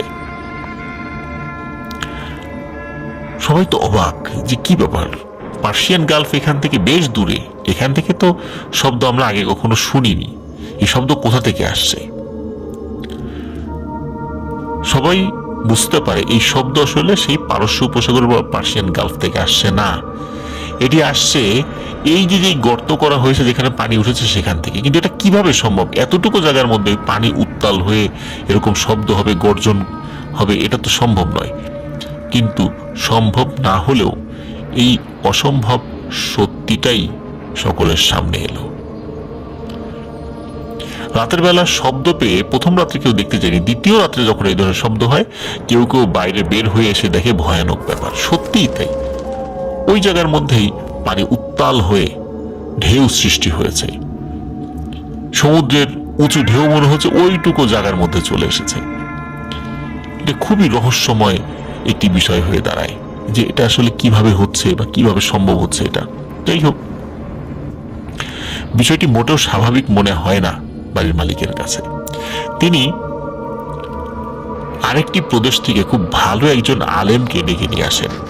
তিনি একই সাথে মুফতি ছিলেন, উনি ভালো আলেম ছিলেন, এবং সেই সাথে প্যারানর্মাল অনেক বিষয়গুলোর শরিয়া ভিত্তিক সমাধান দিতেন, যেটাকে আমরা রুকিয়া বলে থাকি। এইভাবে চিনে ধরা কোনো অসুস্থ রোগী বা এই ধরনের রোগ যদি হয় সেগুলোর কোরআন সুন্নাহ ভিত্তিক সমস্যার সমাধান দিতেন।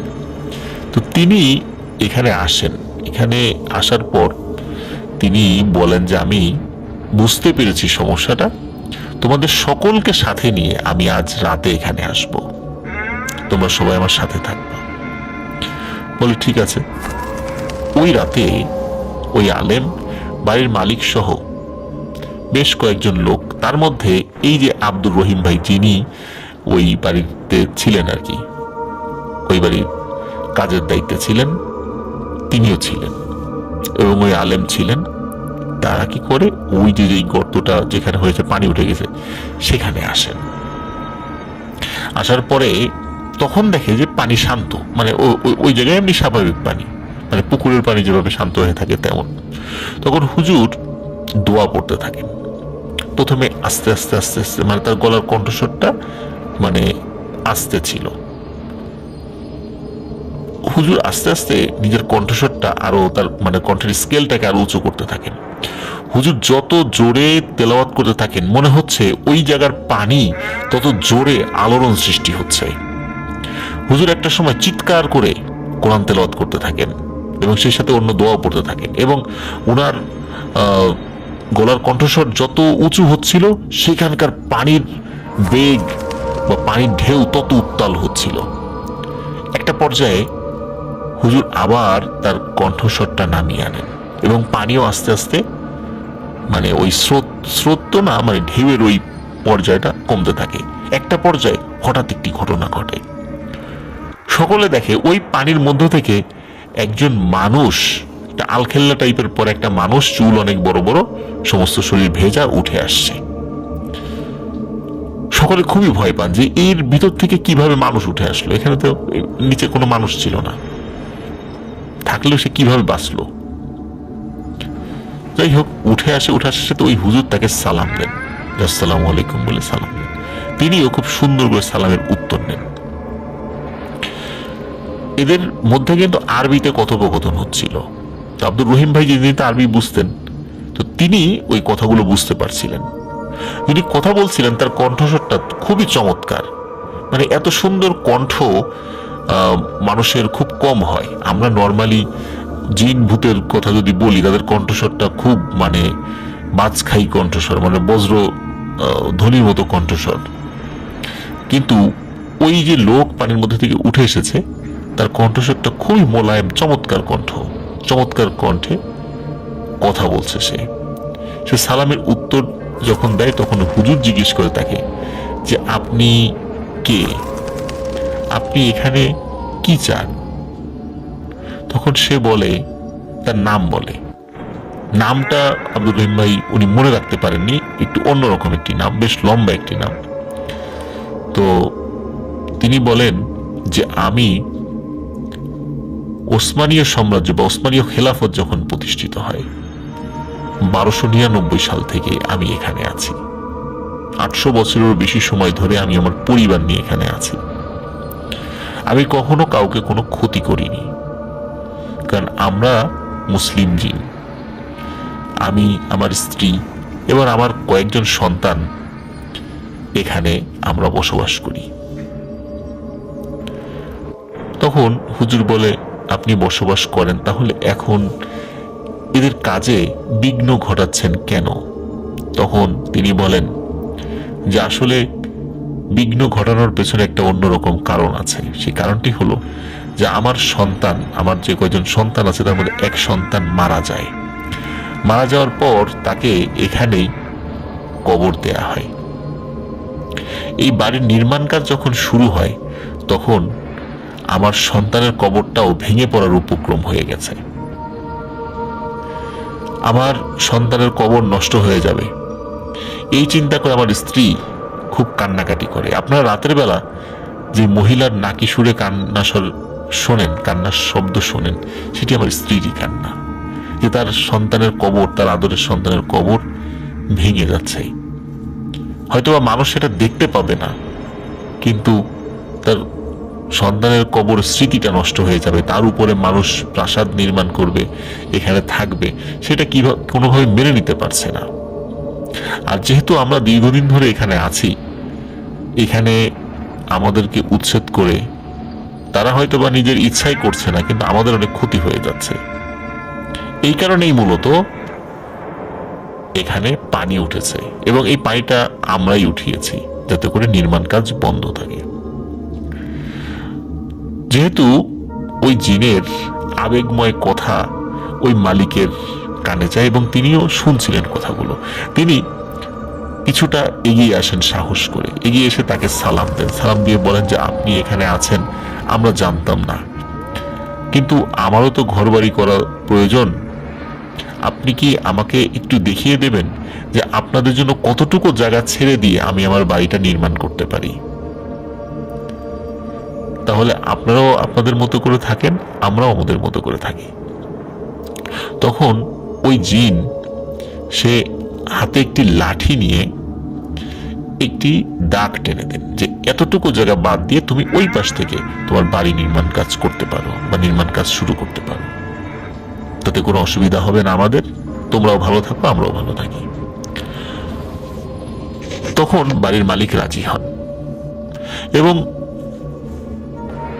রাজি হওয়ার পর ওই জিনটি আবার পানির মধ্যে চলে যান এবং হুজুর বলেন যে আপনি যেভাবে ওই জিনকে কথা দিয়েছেন সেভাবে কাজ শুরু করেন, আশা করছি আগামীকাল থেকে এই সমস্যার সমাধান হয়ে যাবে।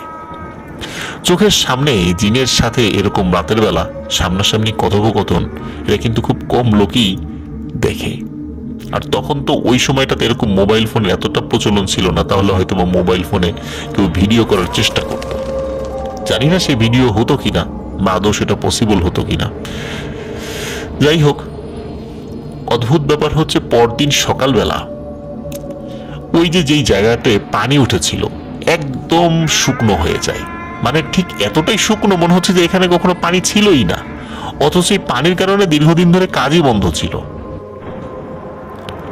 যেহেতু বাড়ির মালিক কথা দিয়েছে এখানে কাজ হবে না, সুতরাং আবারও এক্সক্যাভেটর দিয়ে ওই জায়গাটি পূর্ণ করে দেয়া হয় মাটি দিয়ে এবং যেখান থেকে বাড়ির নির্মাণ কাজ শুরুর কথা ছিল সেখান থেকে নির্মাণ কাজ শুরু হয়ে যায়। বাড়ির নির্মাণ কাজ শেষ হয়, আবার সবাই সুখে শান্তিতে বসবাস করতে শুরু করে। কিন্তু প্রিয় লিসেনার্স, একটি প্রশ্ন কিন্তু মনে উদিত হতেই পারে, সেটি হচ্ছে ওই যে জিন পরিবার, তারা কি এখনো সেখানে আছে? হ্যাঁ প্রিয় লিসেনার্স, শেষ খবর পাওয়া পর্যন্ত ওই জিন পরিবার এখনো সেখানে আছে। এবং আরো মজার ব্যাপার হচ্ছে যে ওই যে বাড়ির মালিক, তিনি এত মহানুভবতা দেখিয়েছেন, এই কারণে ওই জিনের পরিবার, তারা ওই বাড়ির মালিক এবং ওই বাড়ির পরিবারের সাথে খুবই সুসম্পর্ক রয়েছে। এবং ওই জিন পরিবার তারা চিন্তা করেছে যে আমার সন্তানের কবর নষ্ট হয়ে যাচ্ছিল, তো সন্তানের কবর বেঁচে গেছে, আর এখানে আর পরবর্তীতে আর কোনো অবকাঠামো হবেও না, এই চিন্তা করে তারাও বাড়ির মালিকের প্রতি কৃতজ্ঞতা প্রকাশ করে। এখন যে ঘটনাটি আপনাদের সাথে শেয়ার করব, এই ঘটনাটি আমাকে দিয়েছিলেন আলী হোসেন ভাই। উনি মূলত পেশা একজন মাদ্রাসা শিক্ষক। ওনার বাড়ি ফেনী জেলার ফেনী সদর উপজেলাতেই। মূলত উনি ওনার ওস্তাদের কাছ থেকে এই ঘটনাটি শুনেছিলেন। হয়তোবা অনেকেই ঘটনাটি জানেন, যেহেতু ওনার ওস্তাদ বিভিন্ন সময় তাদের স্টুডেন্টদের কাছে বা এইভাবেই ঘটনাটি ছড়িয়ে দিয়েছিলেন, স্টুডেন্ট থেকে স্টুডেন্ট এইভাবেই ছড়িয়ে গেছে, হতে পারে অনেকেই ঘটনাটি জানেন। তো চলুন মূল ঘটনাতে চলে যাই। ঘটনাটি যেখানে ঘটেছিল এটি মূলত নোয়াখালীর সুবর্ণচর এলাকায়, আজকে যে সুবর্ণচর ওই এলাকায়। তবে ঘটনাটির সময়কাল কিন্তু অনেক আগে, 1942-43 এরকম একটা সময় হবে। ওই সময় ব্রিটিশ পিরিয়ড ছিল।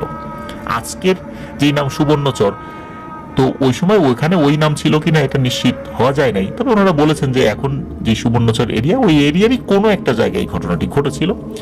তো নোয়াখালী বিস্তীর্ণ যে এলাকা রয়েছে, ওখানে কিন্তু অনেক আগে থেকেই ইসলামের প্রচার এবং প্রসারে অসংখ্য মসজিদ মাদ্রাসা গড়ে উঠেছিল, এখনো আছে। তো একটা প্রত্যন্ত এলাকায় একটি মাদ্রাসা ছিল। মাদ্রাসাটা কিন্তু বেশ অনেক জায়গা নিয়েছিল, বিষয়টা এরকম না, কিন্তু আশেপাশে অনেক গাছগাছালি ছিল আর কি, মানে অনেকটা শুনশান নীরবতা এরকম একটা পরিবেশ ওখানে ছিল। মাদ্রাসাটা ছিল উপরে টিন, আর মাদ্রাসার যে দেয়ালটা এটা অনেকটা মাটির দেয়াল বা এই টাইপের কোনো কিছু একটা দিয়ে তৈরি করা ছিল আর কি। মাদ্রাসার স্টুডেন্টদের নামাজ পড়ার জন্য একটা ছোট মসজিদও ছিল সেখানে। তো এখনকার মতো অত উন্নত ছিল না, ইলেকট্রিসিটি ছিল না, অনেক আধুনিক সুযোগ সুবিধা সেখানে তো ছিল নাই। ন্যূনতম সুযোগ সুবিধাগুলো সেগুলো থেকে অনেকটা বঞ্চিত ছিল, কারণ অত্যন্ত প্রত্যন্ত এলাকায় মাদ্রাসাটি ছিল। এই কারণে ওটা একটা ছোট্ট হাফেজিয়া মাদ্রাসা ছিল। তো চলছিল মোটামুটি ভালোই। ওখানে যে স্টুডেন্টরা ছিল এরা সবাই ছোট ছিল, মানে বয়স কেমন ছিল, যতটুকু বলেছেন বয়স, প্রত্যেকের বয়স 7-8 বছর থেকে সর্বোচ্চ 13-14 বছর, এতটুকুর মধ্যেই আর কি স্টুডেন্টরা যারা ছিলেন আর কি ওইখানে ওই সময়। ওখানে একটা নিয়ম ছিল যে রাতের বেলা যদি কারো ওয়াশরুমে বের হওয়ার জরুরত পড়ে বা দরকার হয়, সেক্ষেত্রে কেউ অবশ্যই একা যাবে না, অবশ্যই তার পাশের কোন একজন ছাত্র ভাইকে ডেকে নিয়ে যাবে। এটা একটা কড়া নির্দেশনা ছিল, কারণ হচ্ছে একা গেলে ভয় পেতে পারে, আর তাছাড়া রাতের বেলা এই সাপ পোকার উপদ্রব ছিল। এই সমস্ত কারণে অবশ্যই রাতের বেলা যেই যাক সাথে কাউকে নিয়ে যেতে হবেই, এরকম একটা নির্দেশনা স্পষ্ট করেছিল মাদ্রাসা কর্তৃপক্ষের। তো ওভাবেই চলছিল। খুব বড় ধরনের ভয়টা কেউ ওইভাবে পায়ও নাই ওই মাদ্রাসা প্রতিষ্ঠা হওয়ার পর থেকে নিয়ে। মাদ্রাসার বয়স ছিল 10-12 বছর এরকম, মানে প্রতিষ্ঠিত হয়েছে আর কি। এক রাত্রে কি হয়েছে, একজন স্টুডেন্ট উঠেছে। তো এই রাতটা ছিল আবার শীতের রাত। শীতের রাত্রে যে স্টুডেন্ট উঠেছে তার বয়স 8-9 বছর। এখন সে তার পাশের ছাত্র ভাইকে ডাকছে ওঠার জন্য। সে বলছে হ্যাঁ উঠতেছি উঠতেছি। তো ওকে টেনে ওঠানোই যায় না, শীতের রাত তো সবাই একদম লেপের নিচে শুয়ে আছে, উঠতে কেউ চায় না। তো বারবার ডাকার পরে যখন উঠছে না, ও চিন্তা করলো যে কি করা, একাই যাই। ওর আবার খুব জরুরত ছিল বাইরে যাওয়ার। তো ও বাইরে যাচ্ছে, দরজা খুলেছে, ওই সময় আবার আর একটা স্টুডেন্টও উঠেছে, সেও বাইরে যাবে। তো সে আবার যখন বাইরে যাচ্ছে তখন ও বলে যে যাক ভালোই হলো দুইজন একসাথে যাই, একজনকে তো ডাকলাম ও উঠলো না, খুব ঘুমে বিভোর। তো দুইজন একসাথে বেরিয়েছে, হারিকেন আবার দুইজনের একটা। তো ওয়াশরুমটা আবার একদম মাদ্রাসার যে ভবনটা ওইটা একদম কাছেই আর কি। তো তবে ছোট্ট একটা মাঠ রয়েছে মাঝখানে, ওই মাঠটা পাড়ি দিয়ে ওই পাশে যেতে হবে, একদম ছোট মাঠ আর কি। তো ওরা যখন একটা হারিকেন নিয়ে ওই দিক দিয়ে যাচ্ছিল, হঠাৎ করে দেখে এই মাঠের মধ্যে সাদা কিছু একটা ছোটাছুটি করছে, খুব এলোমেলো ভাবে ছোটাছুটি করছে। ওরা চিন্তা করলো কি ব্যাপার, এটা কি? ওরা হারিকেনের আলোতে দেখতে পায় মাঝারি আকৃতির একটা সাদা সাপ খুবই এলোমেলো ভাবে মানে ছোটাছুটি করছে এদিক ওদিক, কিন্তু বাইরে যেতে পারছে না। ওই মানে মাদ্রাসার যে ছোট্ট যে মাঠটা, ওই মাঠের বাইরে যাচ্ছে না, কিন্তু খুব দ্রুত গতিতে ছোটাছুটি করছে। ওরা তো এটা দেখে খুব ভয় পায়, যারে সাপ, এখন এইটা পার হয়ে যাবো কিভাবে, এটাকে তো মারতে হবে। এখন রাতের বেলা এই সাপ মারার জন্য তো একটা লাঠি দরকার, হাতের কাছে তো লাঠি ছিল না। তো ওরা আবার চিৎকার করে বলা শুরু করে, এই সাপ সাপ সাপ। তো ওরা যে জোরে সাপ সাপ চিৎকার করছে, তখন আবার ওই সাপের কথা শোনার সাথে সাথে ওই যখন এই সাপ শব্দটা মাদ্রাসার ভিতরের কয়েকজনের কানে গেছে ঘুমের ভিতরেই, ওরা চিন্তা করছে সাপ মনে হয় মাদ্রাসার ঘরের ভিতরে ঢুকে গেছে। ওরা তো ধর্মর করে উঠে বসেছে, সাপ সাপ করে সবাই একসাথে চিৎকার চেঁচামেচি শুরু করেছে এবং ঘর থেকে বাইরে বের হয়ে এসেছে। মনে করেছে যে হয়তোবা ঘরের মধ্যে সাপ ঢুকেছে। অনেক সময় গ্রামে তো আশেপাশে ঝোপ জঙ্গল থাকলে ঘরের মধ্যে তো সাপ ঢুকতেই পারে। তো ওরা ভয়ে দৌড়ে সবাই তো ঘুম চোখেই বাইরে বের হয়ে এসেছে। মাদ্রাসা স্টুডেন্ট ছিল 20-25 জন ওই সময়। তখন ওই বাইরে থেকে ওরা বলতেছে যে আরে সাপ ভেতরে না, সাপ বাইরে, এই দেখ এই যে সাপ কিভাবে ছোটাছুটি করছে। তো ওরা দেখে সত্যি সাপ। এর মধ্যে আবার কয়েকজন অতি উৎসাহী হয়ে পাশ থেকে একটা লাঠি নিয়ে ওই সাপকে ধাওয়া করেছে। এখন দেখে যে সাপটা ধাওয়া খাওয়ার পরও ওই মাঠ থেকে বাইরে যেন ওই মাঠের মধ্যে খালি ঘুরপাক খাচ্ছে। ওরা আবার একজন গিয়ে এগিয়ে গিয়ে ওই সাপটাকে আঘাত করার চেষ্টা করছে। সাপটা বারবার সরে যাচ্ছে, তবে একটা আঘাত সাপটা লেজে লাগে। এর মধ্যে ওদের যিনি উস্তাদ ছিলেন হুজুর, উনি তো বের হয়ে এসেছেন এই চিৎকার চেঁচামেচি শুনে। উনি এসে দেখেন একটা সাদা রঙের সাপকে কয়েকটা বাচ্চা এভাবে লাঠি দিয়ে আঘাত করার চেষ্টা করছে। তো উনি বলছে, এই থামো তোমরা, থামো, কি করো তোমরা? বলে হুজুর দেখেন এই যে একটা সাপ। তখন বলেন যে না না, এটাকে আঘাত করো না, এটাকে স্বাভাবিক সাপ বলে আমার মনে হচ্ছে না। তো হুজুরের বয়স যে অনেক বেশি ছিল তা না, ওনার বয়স ছিল 33-34 বছর এরকম আর কি, ইয়াং হুজুর। তো উনি আবার সকলকে নিবৃত।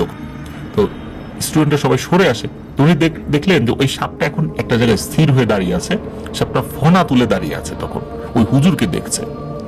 তখন হুজুর খুব ভালো করে লক্ষ্য করেন ওই সাপটার মধ্যে খুবই একটা আতঙ্ক বিরাজ করছে এবং মনে হচ্ছে ও মনে হয় কিছু বলতে চাচ্ছে।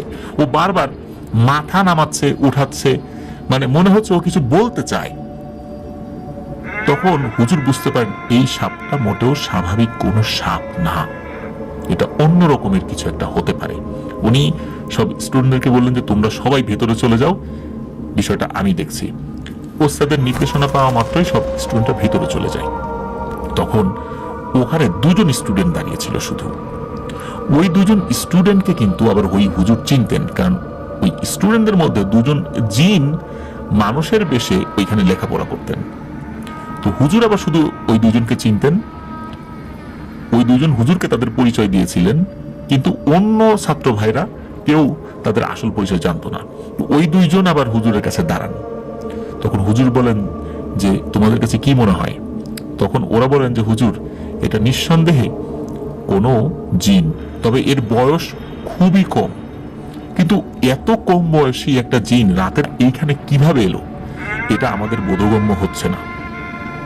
তখন হুজুর বলেন তোমরা একটু এগিয়ে যাও, ওর সাথে যোগাযোগ করার চেষ্টা করো। তখন ওই দুইজন যখন ওই সাপটার দিকে এগিয়ে গেছে, সাপটা আবার ছোটাছুটি শুরু করে দেয়, কিন্তু ওই মাঠ থেকে সে বের হতে পারছে না। তখন ওই দুইজন আবার হুজুরের কাছে ফেরত এসে বলেন যে হুজুর, ও আমাদেরকে দেখেও ভয় পেয়েছে, মনে হচ্ছে ও কোনো ভয়ঙ্কর কিছু দেখেছে বা ও খুব আতঙ্কগ্রস্ত, ও ওর আপনজনদেরকে হারিয়ে ফেলেছে, কিন্তু ও মনে হচ্ছে আপনাকে আপনজন মনে করেছে, আপনি একটু এগিয়ে গিয়ে ওর সাথে যোগাযোগ করার চেষ্টা করেন তো। তখন হুজুর ওই সাপকে যখন এগিয়ে গেছেন, তখন ওই সাপটা থেমে যায়, হুজুর দিকে আস্তে আস্তে এগিয়ে আসে। এগিয়ে এসে হুজুরের পায়ের কাছে ঘোরাফেরা করছে, মানে সেটা কামড় দিবে বিষয়টা এরকম না। হুজুর যখন নিশ্চিত হয়েছেন যে এই সাপটা তো স্বাভাবিক সাপ না, তখন মনে হচ্ছে যে ওই সাপটা হুজুরকে খুব আপনজন মনে করেছে। হুজুর চিন্তা করলেন যে নিশ্চয়ই এখানে বড় ধরনের কোন একটা ঝামেলা হয়েছে, যেটা ওনারা বুঝতে পারছেন না। না হলে স্বাভাবিক কোনো ঘটনা যদি হতো, স্বাভাবিক ভাবে কোনো জিন সাপের আকৃতিতে এসে থাকলে অন্তত এই দুইজনের সাথে সে যোগাযোগ করত, নিশ্চয়ই ও কোনো বড় ধরনের বিপদে পড়েছে। তখন হুজুর ওই সাপকে বলেন, মানে মানুষের ভাষায় বলেন, যে তোমার কোনো ভয় নাই, তুমি চিন্তা করো না, আসো আমার যে ছোট্ট রুম আছে, তুমি এই রুমের মধ্যে ঢোকো, তুমি নিরাপদ, কেউ তোমাকে ইনশাল্লাহ কোনো ক্ষতি করতে পারবে না। তখন হুজুর আগে হাঁটেন, ওই সাপটা আস্তে আস্তে তার পিছনে পিছনে যাচ্ছে। তো হুজুর রুমে ঢোকার পর ওই সাপটাও ঢোকে। তখন ওই সাপটাকে হুজুর বলে যে তুমি এখানে অবস্থান করো, আমি দেখি তথ্য নিয়ে কি করা যায়, তোমার বিষয়ে আমি একটু তথ্য নিচ্ছি। তখন ওই সাপটা ওখানে থাকে, কিন্তু সে ওখানেও কিন্তু খুব আতঙ্কগ্রস্ত, ছোটাছুটি করছিল না, মনে হচ্ছে সে খুব ভয় পেয়েছে। হুজুর ওই দরজাটা বাইরের থেকে একটু টেনে দেন, এবং টেনে দেওয়ার পর ওই দুইজন স্টুডেন্টকে বলেন যে তোমরা এখন একটা কাজ, সেটা হচ্ছে এই সাপটার বিষয়ে খোঁজ খবর নাও, এ কোথা থেকে এলো, কিভাবে এলো, কিভাবে ওকে ওর আত্মীয় স্বজনদের কাছে হস্তান্তর করলো, মনে হচ্ছে বড় ধরনের একটা বিপদে ও পড়েছে, কিন্তু আমি বুঝতে পারছি না, তোমরা একটু দ্রুত খোঁজ খবর নিয়ে আসো। তখন ওই দুজন স্টুডেন্ট বলে যে হুজুর আমরা এখনই যাচ্ছি, খোঁজ খবর নিয়ে আসি। তখন ওই দুজন স্টুডেন্ট ওরা মুহূর্তের মধ্যেই হুজুরের চোখের সামনে ভ্যানিশ হয়ে যায়। ওইদিকে স্টুডেন্ট, অন্য স্টুডেন্ট, ওদেরকে বলা হয়েছে তোমরা ঘরে ঢুকে দরজা জানলা বন্ধ করে দাও, এখন আর কেউ বাইরে বের হবে না।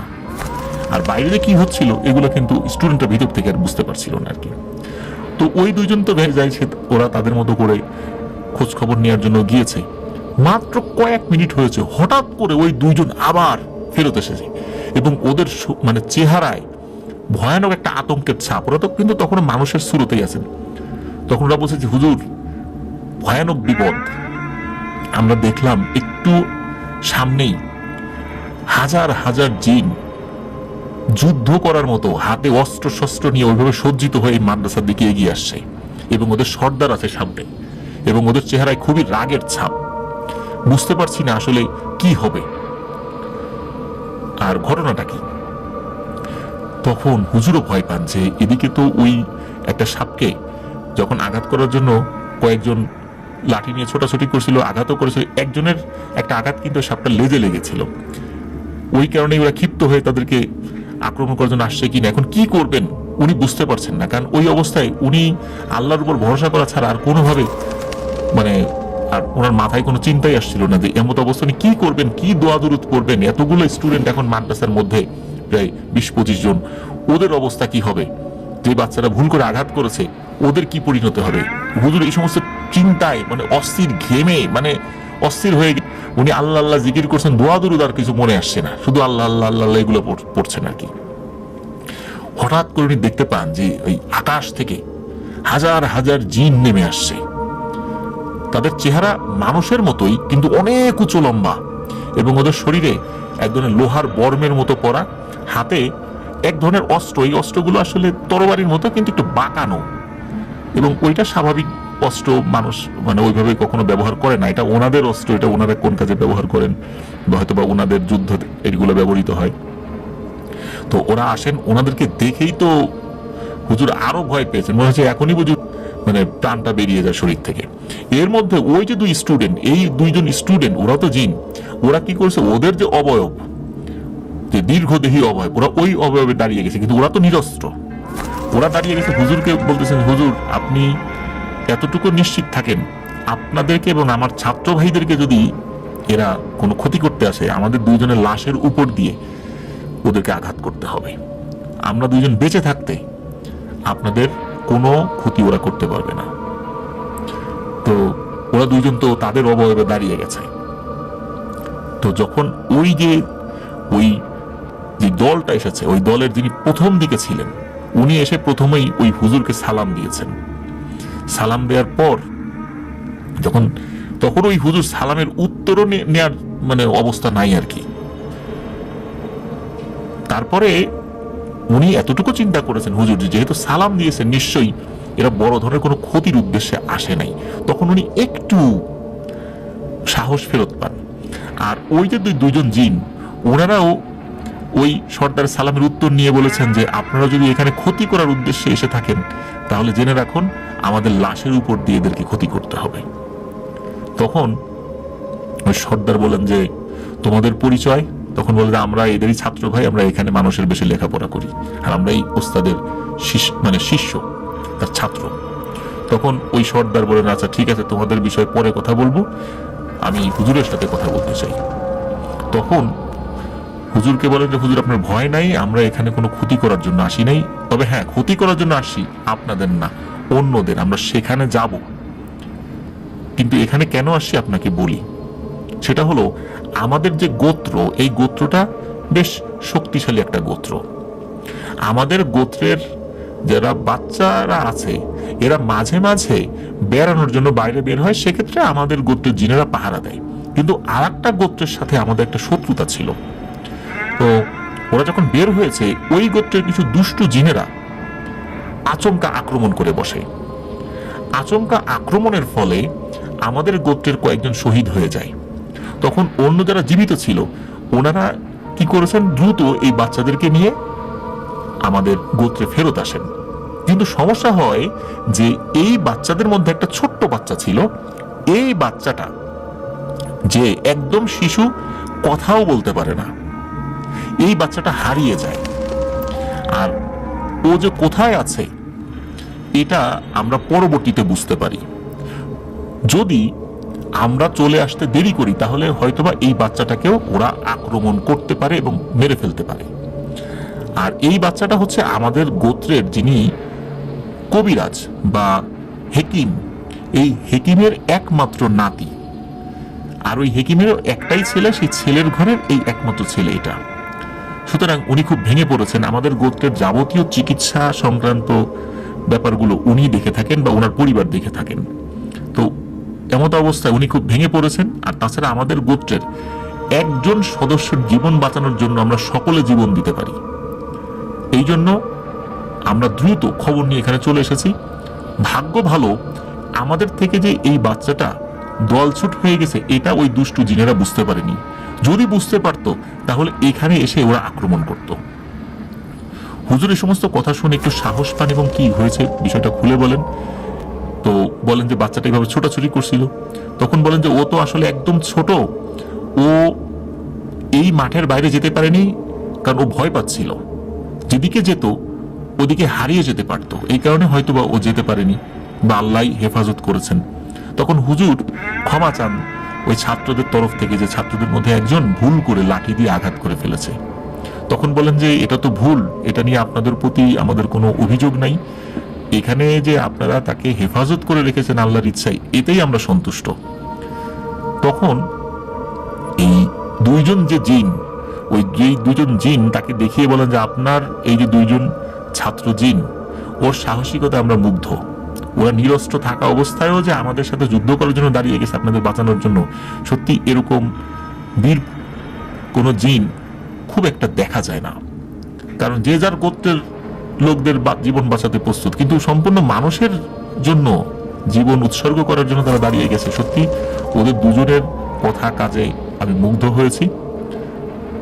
তো ওদের বিষয়ে আমি পরে একটা ঘোষণা দিব।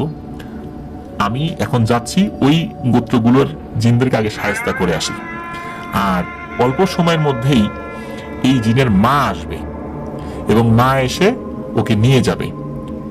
আর ও তো আসলে ওর পরিবারের সদস্যদের বাইরে কাউকে দেখেনি, এই জন্য যাকেই দেখে ও ভয় পায়, কিন্তু আপনাকে দেখে নাকি ও একটু সাহস পেয়েছিল। আর ও তো কথা বলতে পারে না, এই জন্য আপনারা কেউ ওর সাথে যোগাযোগ করার জন্য আসলে চেষ্টা করলেও ওইভাবেও বুঝতে পারবেন। একটা শিশুর যেরকম আচরণ হয় ওর আচরণ ওই রকমই। তো অল্প সময়ের মধ্যেই নাকি একটা ভয়ানক বাতাস আসতে শুরু করে এবং একটা কান্নার আওয়াজ, মানে নাকি সুরে কান্না আর কি, মানে ওই যে যেই বাচ্চা জিনটা ওর মা আসছিল আর কি, যে ওই বাচ্চার খবর পাওয়া গেছে, তো উনি খুব দ্রুত গতিতে আসছিল, এত দ্রুত গতিতে মনে হচ্ছে যে ওই বিভিন্ন গাছগুলো মানে ভেঙে চুরে যাবে এমন একটা অবস্থা। তো দ্রুত গতিতে এসেই ওনার কিন্তু এটা বাতাসের মতোই, উনি কোনো অবয়ব দেখেন নাই, এক ধাক্কায় ওনার যে রুমের দরজা খুলে যায় তারাম করে, ওই বাতাসটা রুমের মধ্যে ঢুকে পড়ে। ঢুকে পড়ার পর ভেতরে আবারও কান্নার আওয়াজ, কিন্তু ওই কান্নার আওয়াজটা ছিল আনন্দের কান্নার আওয়াজ, বাচ্চাকে ফেরত পেয়েছে ওই কান্নার আওয়াজটা পাওয়া যাচ্ছিল। এরপরে কান্নার আওয়াজটা থেমে যায় এবং ওই ঘরের ভিতর থেকেও একটা বাতাসের মতো বের হয়, কিন্তু কাউকে দেখতে পান নাই, আর ওই সাপটাকেও আসলে দেখতে পান নাই। ওইভাবেই ওই বাতাসটা বের হয়ে চলে যায়। ওরা চলে যাওয়ার পর তারপরে ওই জিনের সর্দাররা ওইখান থেকে, ওই তার দলবল সহ ওখান থেকে চলে গিয়েছিলেন।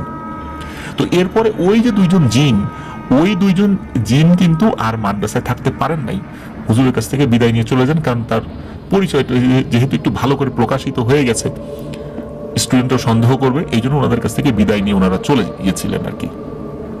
আর এই যে হুজুরটা যে ওই বাচ্চা জিনকে রক্ষা করলেন আল্লাহর ইচ্ছায়, ওনার কি হয়েছিল পরবর্তীতে নাকি ওই জিনের সর্দার ওই হুজুরকে অর্থ দিতে চেয়েছিলেন, যে ওনাদের কাছে যেটা মূল্যবান আছে, স্বর্ণ বা এরকম কিছু বা অর্থ এরকম দিতে চেয়েছিলেন। তবে হুজুর সেটা গ্রহণে অস্বীকৃতি জানিয়েছিলেন, যে না, আমি স্বাভাবিকভাবে জীবনযাপন করতে চাই, দিন ইসলামের খেদমতে নিয়োজিত থাকতে চাই। তো ওনার এই কথায়ও উনি খুব খুশি হয়েছিলেন এবং উনি বলেছিলেন যে আমাদের যিনি হেকিম, ওই হেকিমকে অনুরোধ করেছি, উনি সাধারণত কখনো কোনো মানুষের সহবতে আসেন না, মানুষের উপর আসরও করেন না, উনি জিনদের ট্রিটমেন্ট নিয়েই থাকেন সবসময়, এই বিষয়ে সবসময় গবেষণা করেন। আর উনাকে বলেছি যেন আপনাকে যেন কোনোভাবে সহযোগিতা করেন। তো উনি এতটুকু রাজি হয়েছেন যে আপনার একটা প্রজন্ম শুধু, মানে আপনি কবিরাজি কোনো চিকিৎসা চাইলে করতে পারেন, তবে আপনাকে কোনো বিদ্যা শিক্ষা দেবে না, আপনি রুগী দেখতে পারেন, আপনার ওই রুগীর যে সমস্যাগুলো ওগুলো এই যে জিন, এই জিন সেগুলো সমাধানের চেষ্টা করবে এবং সে আপনার সাথে যোগাযোগ করবে। আর আপনি রুগীদের কাছ থেকে জোর করে কোনো টাকা পয়সা নেবেন না, ওরা খুশি হয়ে যেটা দেয় সেটা আপনি নিতে পারেন, এটা নিয়ে আপনার কোনো সমস্যা হবে না। তো এরপরে কি হয়, ওই যে যেই সাদা সাপের আকৃতির যে বাচ্চা জিনটা, তার যে দাদা, সে ওই হুজুরের সাথে যোগাযোগ করেছিল। পরবর্তীতে হুজুর বিভিন্ন হেকিমি ট্রিটমেন্ট দিতেন, উনি নিজে জানতেন না, কোনো রুগী আসলে সেই বিষয়গুলো শুনতেন, সেগুলো আবার ওই জিনকে জানাতেন, সে জিন বিভিন্ন বিষয়গুলো বলতো, এইভাবে এই কাজটা করতে হবে। সবাই যে সুস্থ হয়েছে বিষয়টা এরকম না, তবে অনেকেই নাকি সুস্থ হয়েছিলেন। ওনার নাম বিভিন্ন দিকে ছড়িয়ে পড়ে। উনি টাকা পয়সা কখনোই কারো কাছ থেকে চেয়ে নেননি, কেউ খুশি হয়ে যদি কিছু দিত সেটাই উনি নিতেন। আল্লাহর অশেষ রহমতে ওনার আর্থিক অবস্থাও কিন্তু অনেক ভালো হয়ে গিয়েছিল। কিন্তু কথা ছিল যে ওনার পরে আর কাউকে এই বিষয়গুলোতে সহযোগিতা করা হবে না। তবে ওই যিনি হেকিম জিন উনি আসতেন, উনি বলেছিলেন যে আপনার যারা সন্তানাদিরা হবে এদেরকেও আপনি ডাক্তারি লাইনে লেখাপড়া করাবেন, আমি তাদেরকে আর কোনো সহযোগিতা করব না, তবে তাদের জন্য দোয়া করব আল্লাহ যেন ওদেরকেও খুব ভালো ডাক্তার বানান। পরবর্তীতে ওই হুজুরের যারা ছাত্র, দেশ ভাগ হয়ে গিয়েছিল, ছাত্রদের কাছে উনি তো গল্প করেছেন, আর ওনার যারা মানে ছেলেরা ছিল, পরবর্তীতে ওনার যারা সন্তানাদি হয়েছিল আর কি, ওনারাও কিন্তু বড় বড় নাকি ডাক্তার হয়েছিলেন। তবে ওনারা ডাক্তার হওয়ার পর ওই সময় পাকিস্তানে, মানে দেশ ভাগের পরে ওনারা নাকি চলে গিয়েছিলেন প্রথমে ভারতে, তারপর ওখান থেকে পাকিস্তানে, এবং পাকিস্তানে নাকি খুব ভালো ডাক্তার ওনারা হয়েছিলেন আর কি। তো এতটুকুই খবর পাওয়া যায়।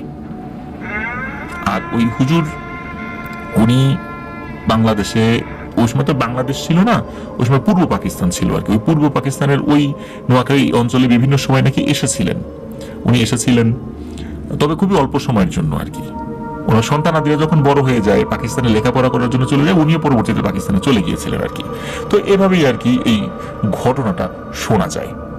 আর এভাবেই এই ঘটনাটির সমাপ্তি ঘটেছে। হয়তো বা ওনার সন্তানাদি বা ওনার নাতি নাতনি ওনারা পাকিস্তানে রয়েছেন, হয়তো বা ওনারা আরো ভালো ডাক্তার হয়েছেন, তাদের সম্পর্কে তো কোনো খোঁজ খবর জানা যায় না। তবে এই ঘটনাটা আসলে আমার কাছে খুবই ভালো লেগেছিল এই কারণে যে এই ঘটনায় যে দুজন জিন তারা কিভাবে বুক ফুলিয়ে দাঁড়িয়ে গিয়েছিল তার ছাত্র ভাইদেরকে যেন ক্ষতি না হয় তাদের জীবন বাঁচানোর জন্য, কারণ ওনারা তো বুঝতে পারেন নাই যে আসলে কি উদ্দেশ্যে তারা আসছিলেন। তো এভাবেই দুজন সাহসী জিনের পরিচয় পাওয়া যায়। আর ওনাদের দুইজনকে যে এই জিনের সর্দার কি উপহার দিয়েছিলেন এই বিষয়ে আসলে আর জানা যায়নি। তো সব তথ্য তো আসলে জানা যায় না, অনেক আগের ঘটনা, যতটুকু অথেন্টিক সোর্স থেকে আমরা ঘটনা এতটুকু জানতে পেরেছি, ততটুকু আপনাদেরকে বললাম আর কি। আশা করছি এই ঘটনাটি আপনাদের ভয়ের শিহরণ কতটুকু জাগিয়েছে জানি না, তবে ভালো লেগেছে বলে আশা করব।